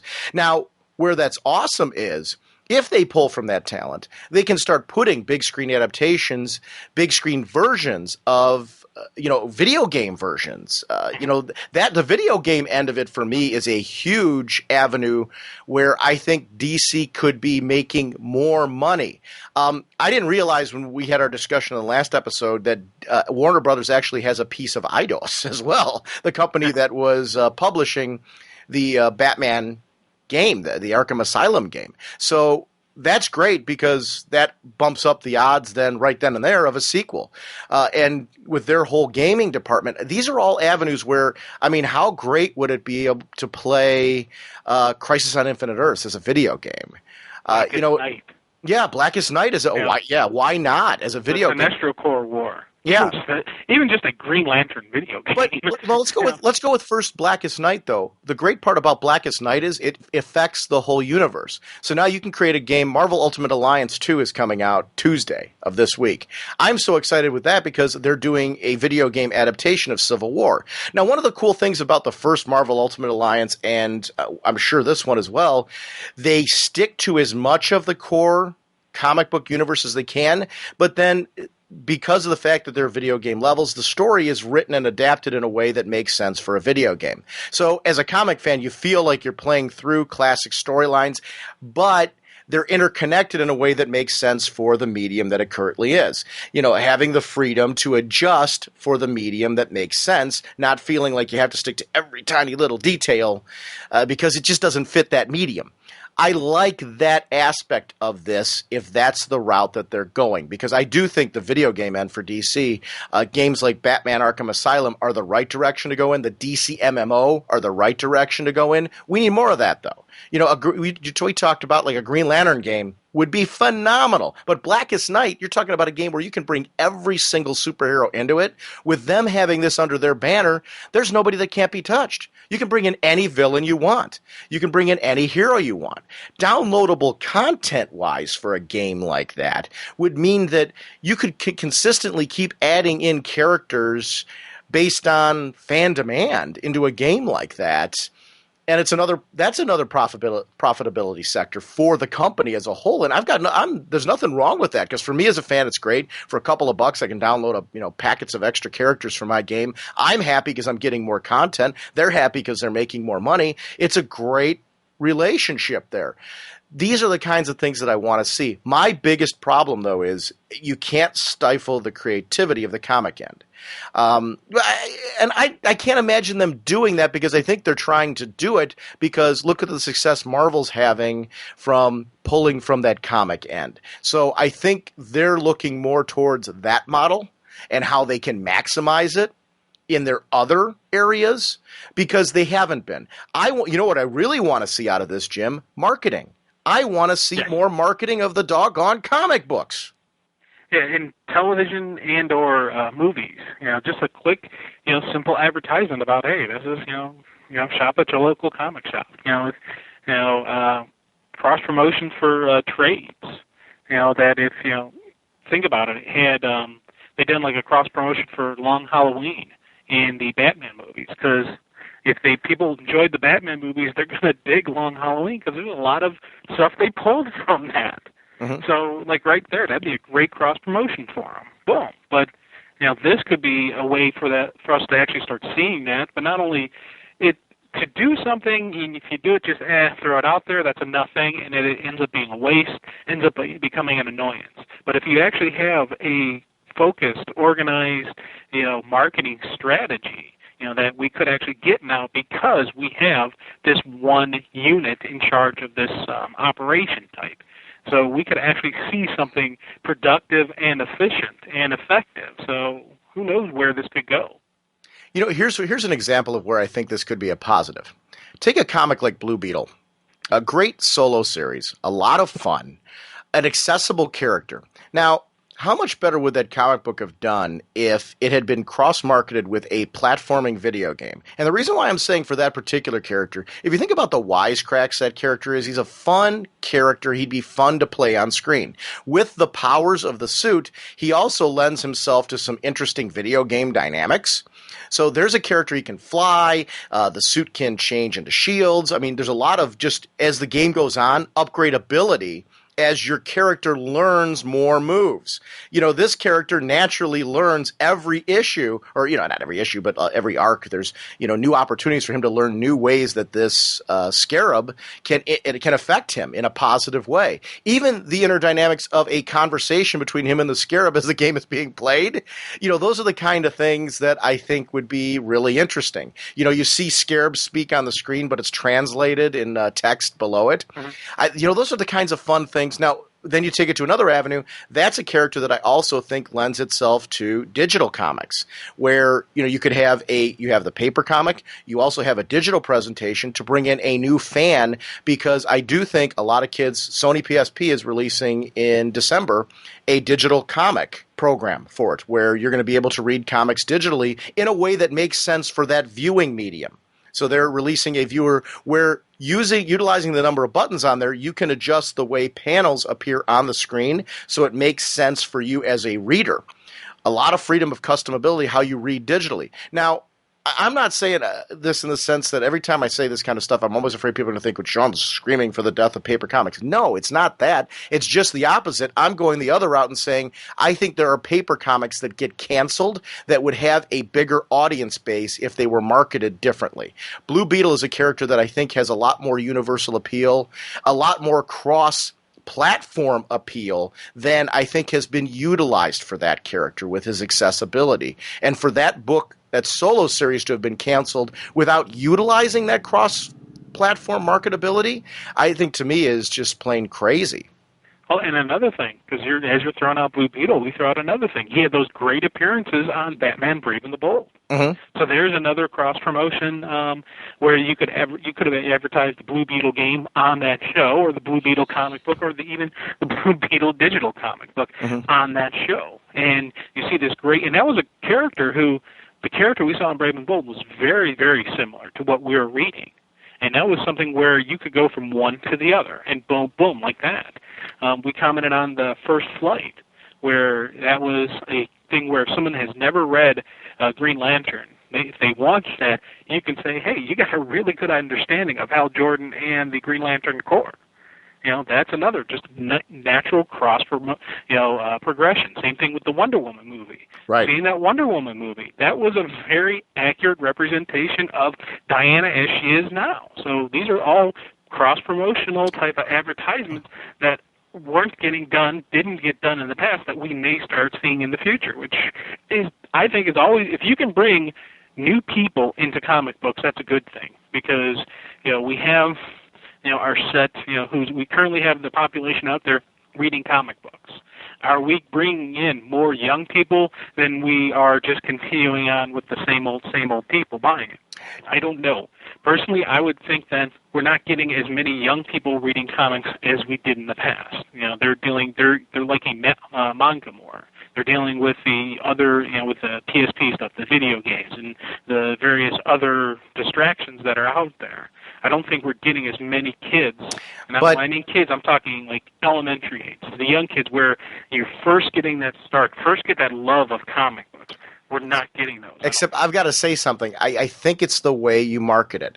I'm going to talk about this week in my classroom, third graders reading Tiny Titans, reading Patrick the Wolf Boy, reading Bone. If the stuff's available, they're going to read it. The Batman, that Batman Strikes, I've got trade paperbacks of that in there. Justice League Unlimited, I've got trade paperbacks of that in my classroom. Super Friends, the new Super Friends from DC. I love that Johnny DC Super Friends book. My kids are passing it around. The kids are pulling these books out. So I don't think it's an issue of – I definitely think manga's cool right now because their cartoons match the manga. That's what I'm saying, though. You're actually making a really good point there in the sense that I think because so many of the cartoons now are Pokemon, based on Shonen Jump and things like that. The stuff, Yu-Gi-Oh! And I'm showing my own age because I know that they're currently watching other cartoons that, have kind of gone beyond that. But there's a manga influence right now. There's an anime influence right now in the cartoons that they're watching. But I think there's an opportunity now to bring more of the current comics influence into the cartoons that they're watching now as a jumping on point to these.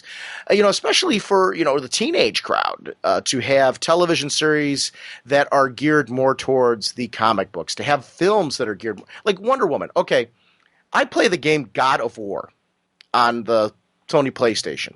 This is a game that's deep into mythology. It's a violent action game, okay, with a great story that goes along with it that is rooted in mythology. You can't tell me a Wonder Woman movie where you stick to the core of Wonder Woman to see some of the kick-butt stories that we're seeing in comics of Wonder Woman nowadays would not sell. And I'm talking about where you can really let the Amazons go, the way that they do in the comic books, in the best stories, where you see great storytelling with great interpersonal dynamics, with great political intrigue with the Amazon island structure and with the different groups of Amazons, also with their relationships with different countries and how there's a fear of the Amazon sometimes and things like that. You could play all of those elements into that movie or into that movie series and build a sexy, strong, kick-butt Wonder Woman that is rooted in the core of who she is in the comic books today, and you're telling me that movie wouldn't do well? I don't buy into it. I don't understand why that movie hasn't been made. To me, it's a miss. It's a big miss right now. So if they don't go that route, the Superman franchise, it goes without saying, to relaunch that, you're kind of nuts if you don't.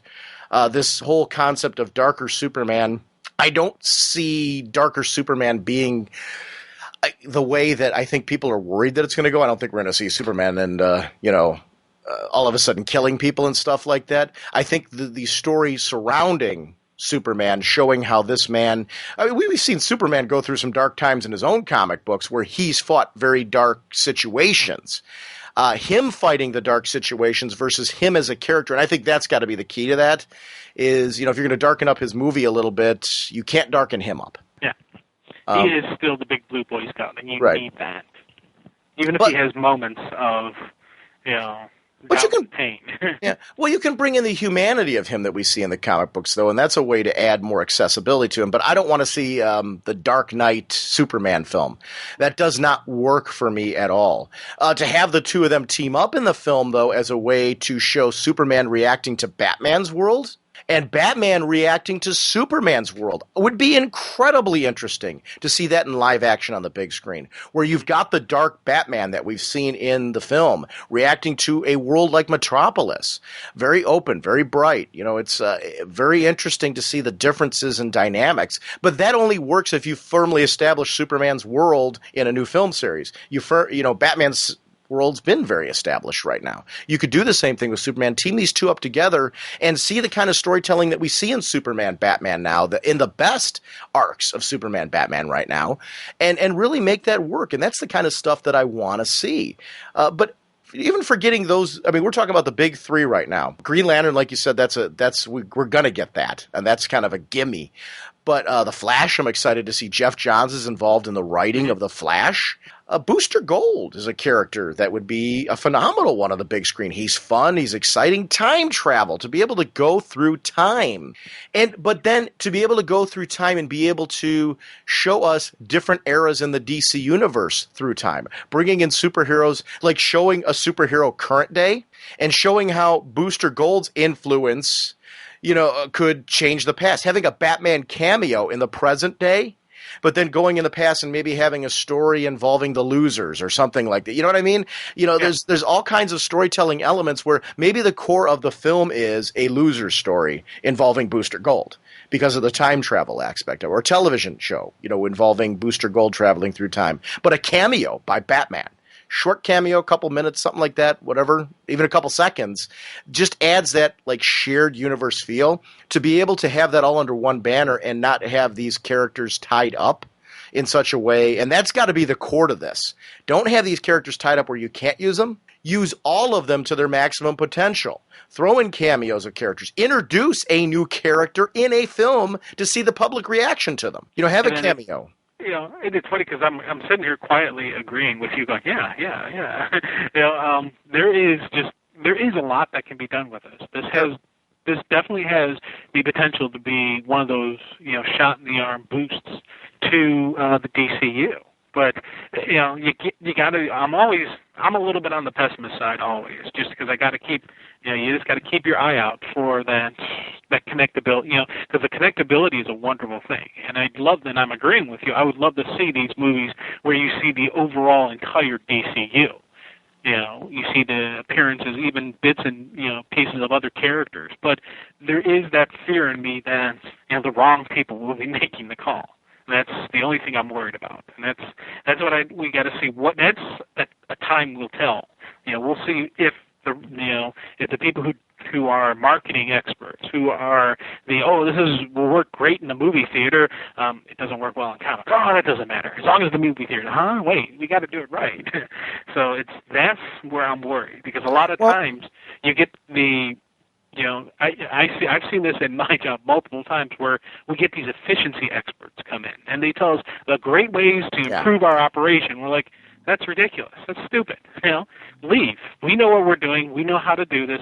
Don't bother us. And I'm worried that type of stuff is going to happen in the comic book universe. I got to say, and going on the other end too, you want to make sure that the comic book end doesn't overtake you got to find a happy medium. Yeah, definitely. Like when you're doing that, you need a strong presence of comic book people to make sure that you're getting those core elements into the films, and you need a strong presence on the film end of people who know how to make really good movies, good directors, good script writers. And like I said, the good script writers can be comic book writers. That's great. If they're script writers as well, get them in there, because that type of energy and flow from both ends of it, pulling what's best from both mediums and putting them together to make a product that fits that particular medium. The way you would tell a story on the big screen versus the way you would tell it in a comic book is going to be slightly different, because you're dealing with a 2-hour time block versus a serialized block that's meant to be ongoing. It's, even though your film series, you can say, well, your film series is going to go 5, 6 films, whatever, or more, whatever. In that case, you still, even your James Bond, look how many James Bond movies there have been. There have been sort of kind of tiny reboots along the way every time they change an actor who plays Bond. The series changes a little bit in tone. You look at Sean Connery versus a Roger Moore, for example, or even when George Lazenby took over. There were slight little tweaks and changes to the character based on the actor playing that character. You're going to get the same thing in film, and I think that's something where over time, with the comics to the film, you're going to change, just like comics have changed with the eras. The Batman we're reading now is not the exact same Batman from the Batman Chronicles or the Silver Age, or those are things that have changed over time. So I think that you have to have some flexibility of realizing that the different medium, even let's talk about the Batman Arkham Asylum video game. While it's pretty darn close to the comics, they did make some slight changes and tweaks in a way that fits the video game platform. And you have to do that. And I think that's where if you pull in the best of both mediums and bring people that understand deeply both mediums, you can find a middle ground that makes something a superior product because of that. And I think that's going to be, if this is done right, that is going to be the strength of this relationship in making this overarching banner, is that it ultimately should help all avenues. My only concern of this is not my only concern, my only edict and shout out saying, as a fan, this is what I'd really love to see is don't just pull from the comic book end, give to the comic book end. Use your marketing muscle in these other mediums to bring people to the comics, whether it's providing comics digitally with the game, providing, opportunities to read comics digitally with the DVD release. Nowadays with Blu-ray, you can get downloadable content online to your Blu-ray live players. Why aren't, I want to see more of today's comic books on there that directly, the current, like Batman, the Dark Knight movie that's out right now. Go on a Blu-ray live and be able to pull sample issues of the current Batman story arcs, Batman and Robin, the first couple issues of it. Have them digitally up there as a promotional way to say, hey, these are the comics today. You should be reading these. They're great. Maybe have a little teaser blurb saying what's happened to Batman, to bring people who are used to seeing a Bruce Wayne under the cowl, explain what's happened in a paragraph. You can do that in a paragraph and then give them the book and they're reading a good Batman story. Yeah. I think we're so afraid that it's so hard for people to come into comics. It really is not. This whole issue as far as, well, there's tons of issue numbers and that's overwhelming to people. Not if you give them a good story. Do people not go, I'll use my James Bond example. Do people not go to new Bond films because there were tons of Bond films that came before? That's ridiculous. People are going to go, if somebody says, hey, it's a good movie, they're going to go to the movie. If people hand you a book and say this is a good book, if they're a reader and they're interested in reading, they are going to read it if they have access to it. And that's got to be the thing.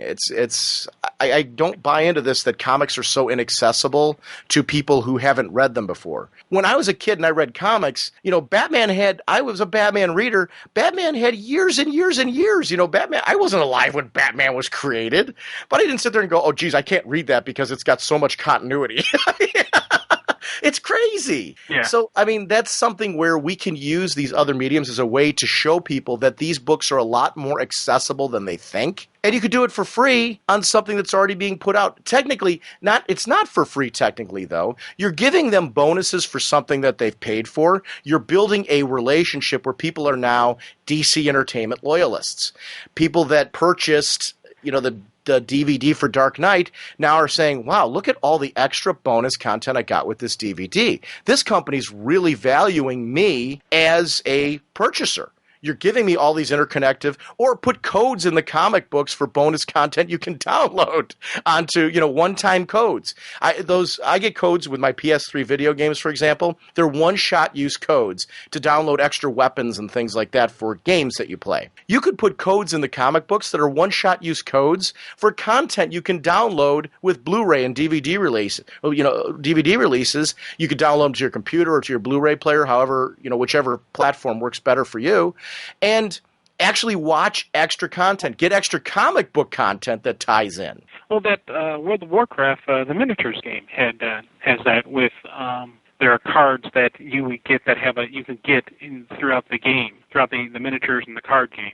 That right. You could actually download it to play when you're playing World of Warcraft in the computer game. But then give bonuses to people who okay, you saw the Green Lantern movie. Here's a special code that, or you bought the Green Lantern DVD. Here's a special code for you. And if you combine that with the code, not only do you get a bonus for having that code, but if you combine it with the code for the video game and the code you find in the comic book, you get something really special that is an extra bonus for having all three. Sure. So building a relationship with people, because I'm buying that, but how much more exciting would it be to say, hey, dude, did you get all three of those and see what you could get as a bonus from that? The fun factor of getting extra things for being a loyalist and making these purchases that we're all making anyway, it gets people excited for little thank yous. It's relationship building, and it's really an important marketing tool to show people that they're valued customers.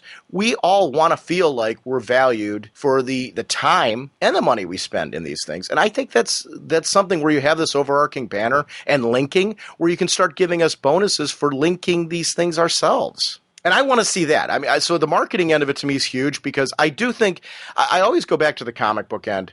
I think it's disgusting, the great comics that are canceled because they didn't get a readership. Because you can't sit there and say, wow, this is just brilliant quality. The problem is it never found its audience. Well, why? And it's because sometimes the audience isn't necessarily the core comic book fan that normally we're used to. There is an audience out there that isn't us. I mean, I'm not saying that we aren't part of that audience, but the numbers are showing that the core comic book audience may not be the audience for this book, but look at the critical acclaim it's being. So who is that core audience, and what do we need to do to connect to them? Well, you need to start taking a look at that property and looking, what film does this need to be marketed with? What TV show does this need to be marketed with? Is there a video game audience that this could be marketed to? Blue Beetle, I think, is one. We keep going back to that. That is just a character and a story, and just everything that was going on with that guy was just absolutely wonderful. And even now, he's the second feature in the Booster Gold stuff, and I'm loving that stuff. And I'm reading it, going, dang it, I wish he still had Blue Beetle in his own solo issue. I like him in Titans. I like the co-feature bit, but I wish that monthly series had never gotten canceled, and they gave it their best shot, but they just never got the audience it needed. And who knows? It maybe could have. And I love your idea about the video game. I've been thinking about how cool that would be as you go through. You'll get new Beetle powers, and it would new things get unlocked, and just new code upgrades and stuff like that. Here's an example of linking. I'm a big fan of Naughty Dog's video games, Jak and Daxter. They're platformer video games. It's a more modern version of the Mario games. So anybody who's a fan of the Mario games, you're right on board with these things. It's kind of an edgy sci-fi story, but with the cartoony type characters too. But they wisecrack, they joke around. I mean, it's anybody who's a platforming video game fan. Blue Beetle, I think, is a comic book that naturally would lead to that audience. So it's obviously for the core comic book audiences that are fans of Blue Beetle. It markets to us, but there is an untapped market right there that I think would find this guy very cool to read about, but then also to interact with. And I think that there's opportunities for these properties to be marketed in a new way where you won't have a comic book like that canceled. But yet you can still keep it interconnected to the rest of the universe and use that then for those fans as a jumping on point.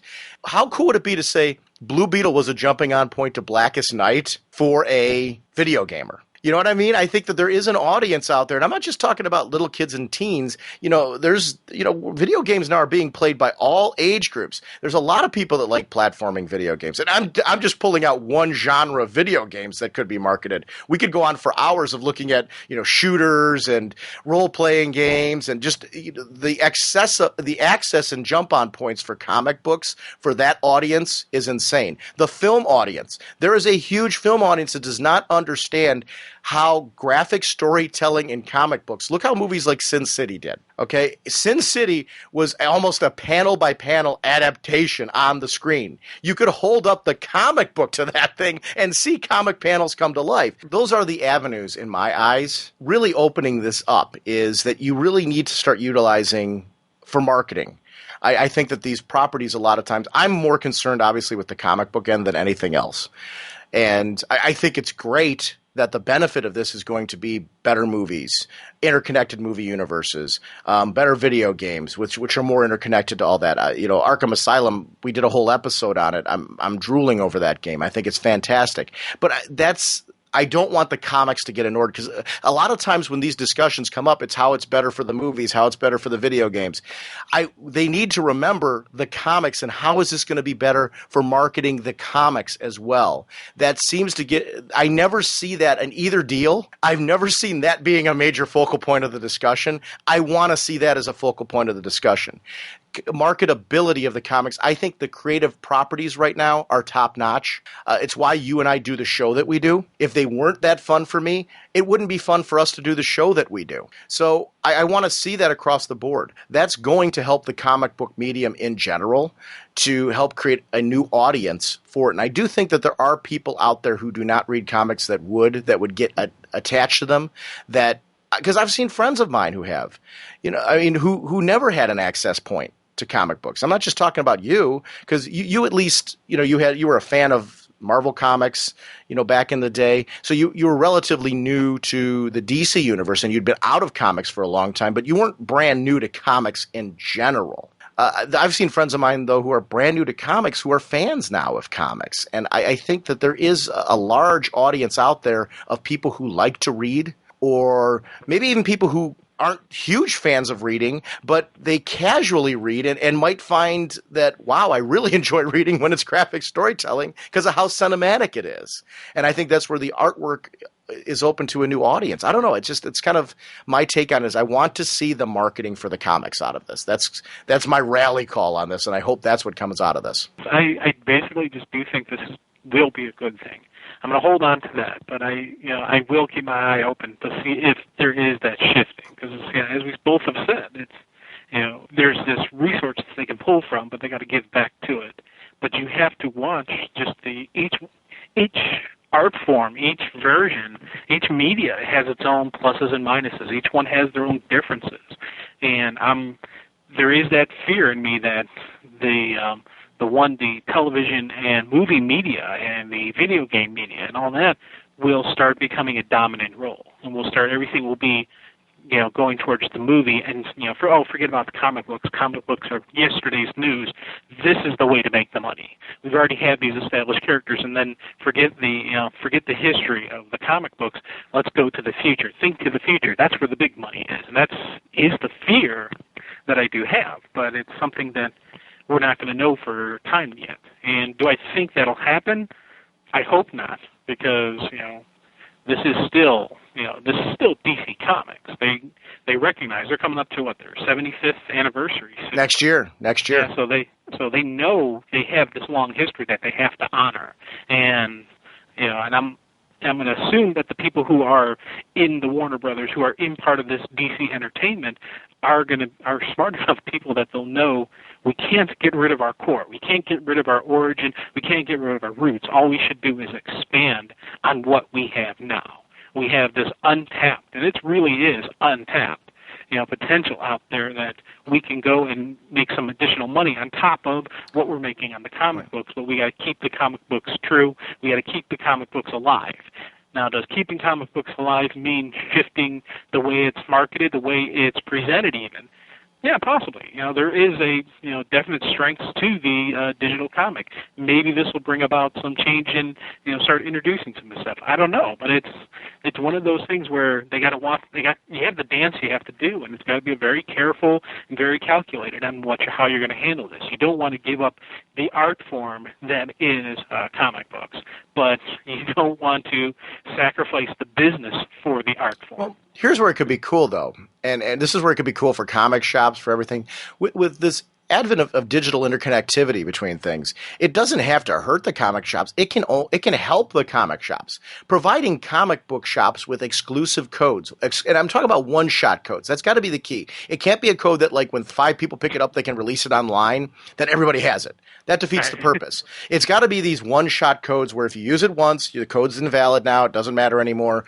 But to be able to release things like that to comic shops is a way of saying, hey, if you go in and make a purchase at a comic shop, you can get this free, wonderful code for your video game, or this unlockable extra director's commentary comment, something from, unviewed scenes from the Blu-ray release or something like that. Those type of things to, build relationships then with retailers and to bring people into comic shops and do it that way. Online ordering shops as well, for, our sponsors like DCB Service and InStockTrades.com. You can help all of these resources as well by thinking smarter. I agree with your cautionary, because I'm totally with you. You've got to look at what is the best for each medium, but then use the resources from all of them in a way, interactively, in a way that makes sense to help all of them.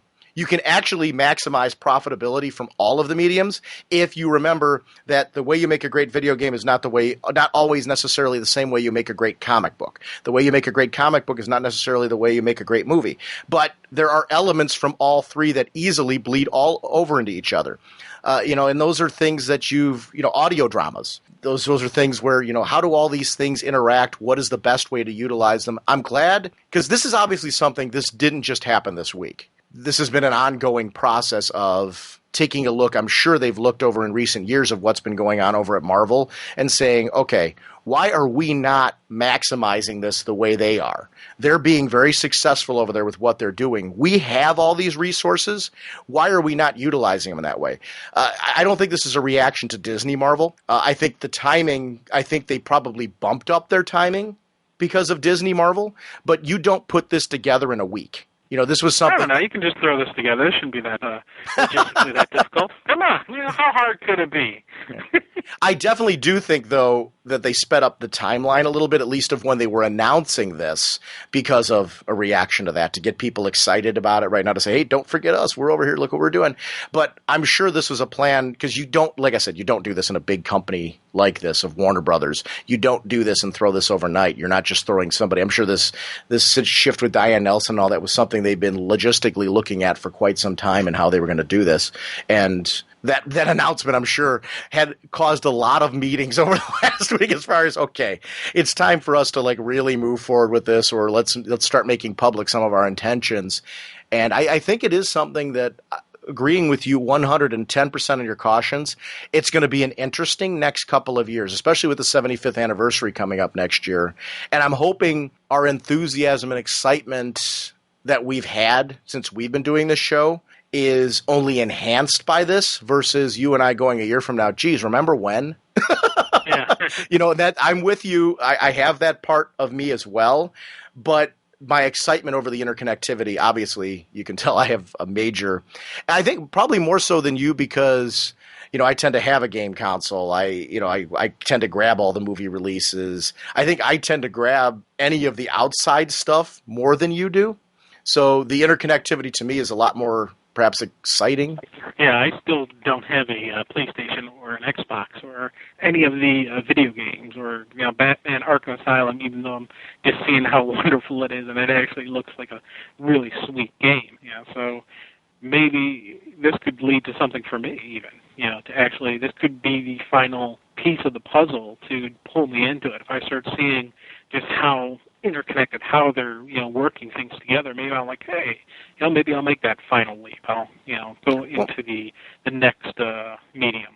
Are you going to play the DC MMO when it comes out? I keep saying I want to. Right. Here's the thing with that. If I play the DC MMO, I'm not going to do it on my computer, because I got an okay computer system, but I know by the time that thing comes out, I'm going to be such a dinosaur that it won't look as cool or feel as cool. So I keep thinking that's going to be when that's, for me, was always the thing that was going to draw me into buying a console system, because I want to play that on an actual system, not on my computer. So you don't see yourself buying a new computer that'll match the specs of the DC MMO. You see yourself more going the console route for this? Yeah, because I think the console route will be cheaper. Yeah, honestly, it will be. My computer, I like my computer. I like the setup I have. I've been avoiding, certain upgrades and all that stuff, going, hey, you know what, it still works for me. I can get online, I can do my stuff that I like doing. But if I were to play these high-end games, I would need a much more, I'd need a fancier system than what I have. So I'm like, I think I'll go with a console system. Okay. So, I mean, that makes a whole lot of sense. Yeah, because I can't imagine, I can't imagine not playing the DC MMO without you playing it too. Yeah, I know. Well, because things like the PlayStation 3 now, they released a new version of it, the Slim model. That's going for $299 now. So, yeah. And that's by the time that game comes out, I'm sure there's probably going to be a little bit of a price drop from that. But that's a lot more than I remember when the system originally came out. It was $500. It's $499, whatever it was. I mean, it's a huge difference compared to what it was. So, it's almost they're $200 off of that thing. So that's a big difference, especially when you're considering buying a game too. So I don't know. It's this year is going to be very interesting. Whatever medium you like to see how this works out. My biggest fear is for the comics. That's always my biggest fear. And I'm hoping that those fears are completely unwarranted, that they understand that one of the reasons why those resources are worth pulling from is because of the creative talent, and to cultivate and keep supporting the creative talent who makes the comic books is the way to make this work. That's kind of it. I just, like I said, I thought we'd, being it's the show we should talk about. Yeah, being the show that we are, we have to talk about it because it's huge news. Yeah, this is this could be the moment of the great change. This could be one of those moments. It's kind of like the dissolving of the comic book code. A change, in the this could be one of those epic events. The refer to the pre, period, and then the post after. Yeah. Remember when DC was just a comic con? Yeah. And Marvel wasn't owned by Disney. I was like, wow. Yeah, so this is a landmark year. Yeah, we could be living through something significant, when we're old and still going to cons. Like, I remember back when the eldest was a ladder. Then I'd take your teeth.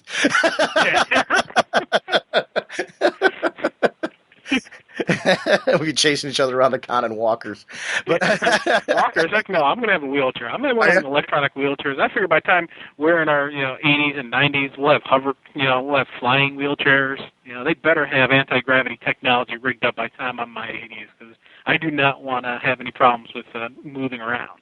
It'd be geriatric jousting. The Sensei versus Norge on YouTube. Forget air hockey. Yeah. You'll fly in with wings on your chair and a mace going, ah! It's those two guys that won't shut up. Look, they're beating each other up at a con. Oh, God. Carter Hall, scientific genius from a far-off world, flies into action as Hawkman. I want to remind everyone about what was going on with John Ostrander and remind everyone to check out comicsforsight.com. I'll have some links into the show notes with a direct link to that website. Remember, this is a chance to help somebody. He had glaucoma and had this major surgery, and they already have generated, I know it's in excess now of $31,000, but still more is needed in order for him to be able to pay for those medical bills, which just shows how expensive they are. This is a great chance for comic fans to band together. I know some of you as listeners have already participated in this and donated, and if you have, thank you so much for doing so. But if you haven't, please don't worry about what your budget is. If you've got only a couple bucks to donate that couple bucks. They have a PayPal link up there. But also on that site now, they have a bunch of eBay auctions going that you can participate in. So there's some cool things that you can bid on and be a part of to help raise some of that money. But like I said, if you don't have the money to participate in the auctions, on the site it starts at $10 on the site, but they have that section that says other amount. If you can afford a couple of bucks, throw a couple bucks in. If we all do that, this show has anywhere from 1,200 to 2,000 listeners per episode plus, depending on what show that we're doing. So this is a great chance for you guys to be a part of that. Let's say 1,000 of our listeners all donate, and everyone donates $3. We as a community, listeners to Raging Bullets, have donated $3,000 to this cause. So please consider donating to it and being a part of it. I've already donated to it, as I mentioned on previous episodes. I'm probably going to donate again because I'm a really big believer in this. And plus, it can't hurt because if they go over the amount that they need to help him with his medical expenses, all the extra proceeds go to the Hero Initiative. So it's all helping comic creators. Comics our fandom now. There's a big community now. This is a great chance to help out with that. I did a shorter DCB service ad in the beginning, and I did a full long one at the end of the episode because I'm a big believer in this Comics Foresight. This is a bonus episode this month, so it's a great chance for me to do this ad in the beginning, be able to take care of our sponsors, DCB Service and InStockTrades.com, but also just something I really firmly believe in. And please consider participating and being a part of this. Our DCB Service ad this month also has a Hero Initiative book that you can purchase at the end involving Wolverine. So please consider either supporting comicsforsight.com, supporting the Hero Initiative in some way. This is a great chance for us to help out those who've come before and made this great industry for us. So thanks a lot for your time and listening to this. I want to do a lot more of these things where you and I just kind of on a whim where we're saying, hey, you know what, dude, I'd really like to talk about this. There's a lot of books that I think you and I want to talk about more that we haven't got to that weren't doing a segment like this, where we put it together quickly and really just kind of talk in depth about these characters and just kind of surprise people with like, hey, we're still doing the things that we said. We've got these big, huge episodes we got planned. We've got that Codename Patriot one coming early next week, just like you and I had planned recording it over the weekend and releasing it early next week. But I want to do stuff like this more often where we just kind of on a whim. I really had fun today just kind of saying, hey, you want to talk some comics? Yeah. And doing this. One quick thing, I want to do a quick shout out to a book did you read the last issue of that Solomon Grundy mini? No, I haven't yet. I'm just going to suggest to everybody, if you're reading Blackest Night, read Solomon Grundy. Okay. Do you have Solomon Grundy number 7? Yeah, I have it. I'm looking at it right now. If you take a look at the cover logo, it's a prelude to Blackest Night. Right. When I looked at the cover, I was like, duh. So I won't spoil it for you right now, but I mean, obviously, seeing the cover of it kind of says it all. It kind of spoils, yeah. Like, oh, man, yeah. So anyway, I hope you guys enjoyed this segment. And our sponsors for this episode are DCBService.com and InStockTrades.com. Don't forget that DCBService.com is your pre-order source. Dude, they have amazing books out there. Well, actually, it's not a DC Comics publisher. It's the Hero Initiative. Oh, cool. It's a Wolverine Weapon X 100 project. It's regular price, $12.99, but with the 20% discount on DCBS, you get it for $10.39. Once again, this is a Wolverine Weapon X story, continuing on the tradition that they've been having with the Ultimate Spider-Man 100 project. Their Hero Initiative is shifting over now, doing a Wolverine 100 series. It's a special kind of, a great fundraiser for the Hero Initiative, which is part of the reason I'm pulling it. I'm, ordering it. But the other is, it is a cool Wolverine who was my kind of go-to guy for comics. So definitely a great way to support the Hero Initiative. You get a really cool-looking comic, plus a great price, only $10.39 for the trade. Yeah, it's a great way to support the Hero Initiative, so check that out if you haven't had a chance to. And I'm glad you mentioned that one. Did you check out this book, Sweet Tooth? Sweet Tooth. From Vertigo? Yes. Did you get to read it yet by any chance?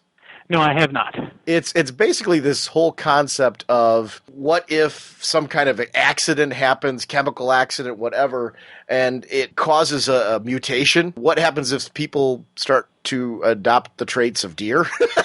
Yeah, the animal, yeah. And it's not everybody, it's certain people. But there are a lot of them, and they're like hunted and killed out, and there's one left, and it's this Sweet Tooth kid. Trying to be deliberately vague because you haven't read it, but it's a cool series. Hunters, cultists, mutants, and shantytown pimps all want a piece of Gus, the boy with deer antlers. All that stands between them and him is Jeopard, a killer from the apocalyptic wasteland with motivations of his own. As Gus goes out into what's left of the world, he'll find out that no one is quite what they seem. It's written by Jeff Lemire with art and cover by Jeff Lemire. The first issue was $1. You can get issue number 3 right now from DCBService.com. It's $2.99 regularly, 40% off, only $1.79. And it's a book I'm having a lot of fun with. If you haven't picked it up, pick up the first issue for $1 right now. It's out now. It's only $1. And see if you like it, and then come back and pre-order issue 3 if you really dig it. Because it's an interesting, fresh series. It's something new. It looks like it's going to be just a lot of fun, where they're going to be able to do some things and go to some areas that you wouldn't normally expect. Yeah, and well, I picked it up, 1, for $1, but 2, just, I was like, I wanted to pick up a book where I kind of rooted for the villains, the hunters. I'm like, oh, okay, yeah, I can see stuff and mounting. I'm only kidding, people. I wouldn't stuff and mount a person. Boy, yes. I'm really so glad you're not here right now and you're on the phone, because I still want to throw something at you. But DCBService.com is your source for your pre-order needs, so definitely check out DCBService.com. Want to remind everyone about InStockTrades.com, where you can get the Preacher Book 1 hardcover, collecting issues 1 through 12, regularly $39.99, 47% off, only $21.19, if I can say 47%. Volume 1 and Volume 2 are in trade, $14.99 regularly, 47% off, only $7.94 each. I had Porky Pig syndrome there or something. I don't know. That's all. But the trades, you can get issues 1 through 17, so if you're looking for the cheaper end of it. I really thought it's cool that In Stock Trades continue to support us with both of those options, because I wanted to do the hardcover, because that's what you and I read. Because you got the hardcover, right? Yes. Did I get Yes. that right? Okay. So I reread the hardcover for this discussion. What we're going to do and how we're going to schedule that, I know that this threw another episode in that nobody was expecting. Basically, our next main episode, our next big episode is going to be focusing on Superman Codename Patriot, but it's also going to be a Speeding Bullet style show because I know you and I have talked about things like Magog we want to talk about. I want to talk Wonder Woman because that crossover with Dinah Lance and all that, I want to talk about as well. So what we're going to do is we're going to do that episode with more of a Speeding Bullet style presentation and doing a big focus on Codename Patriot. Then we're going to come back with Mandy and do a For Tomorrow episode as another big featured episode. And I'd like to do one or two more of these with some books we haven't chatted about in a while, depending on what we get in the Speeding Bullets and, what we want to chat about, and then jump right into Preacher and do a heavy duty thing with that. So Cool. So we've got that coming. Preacher is going to be here at the end of the month or beginning of October at the very latest, because there's a lot of things we want to talk about. I know we're going to have another Blackest Night episode coming like ASAP, so I'm assuming that's going to wind up being before Preacher. That's why I'm kind of like, is it going to be one or two shows, or what are we going to do? It's a lot of it depends on what's released between now and when we start Preacher. Bye. This is our show. Yeah, I know. Outstanding.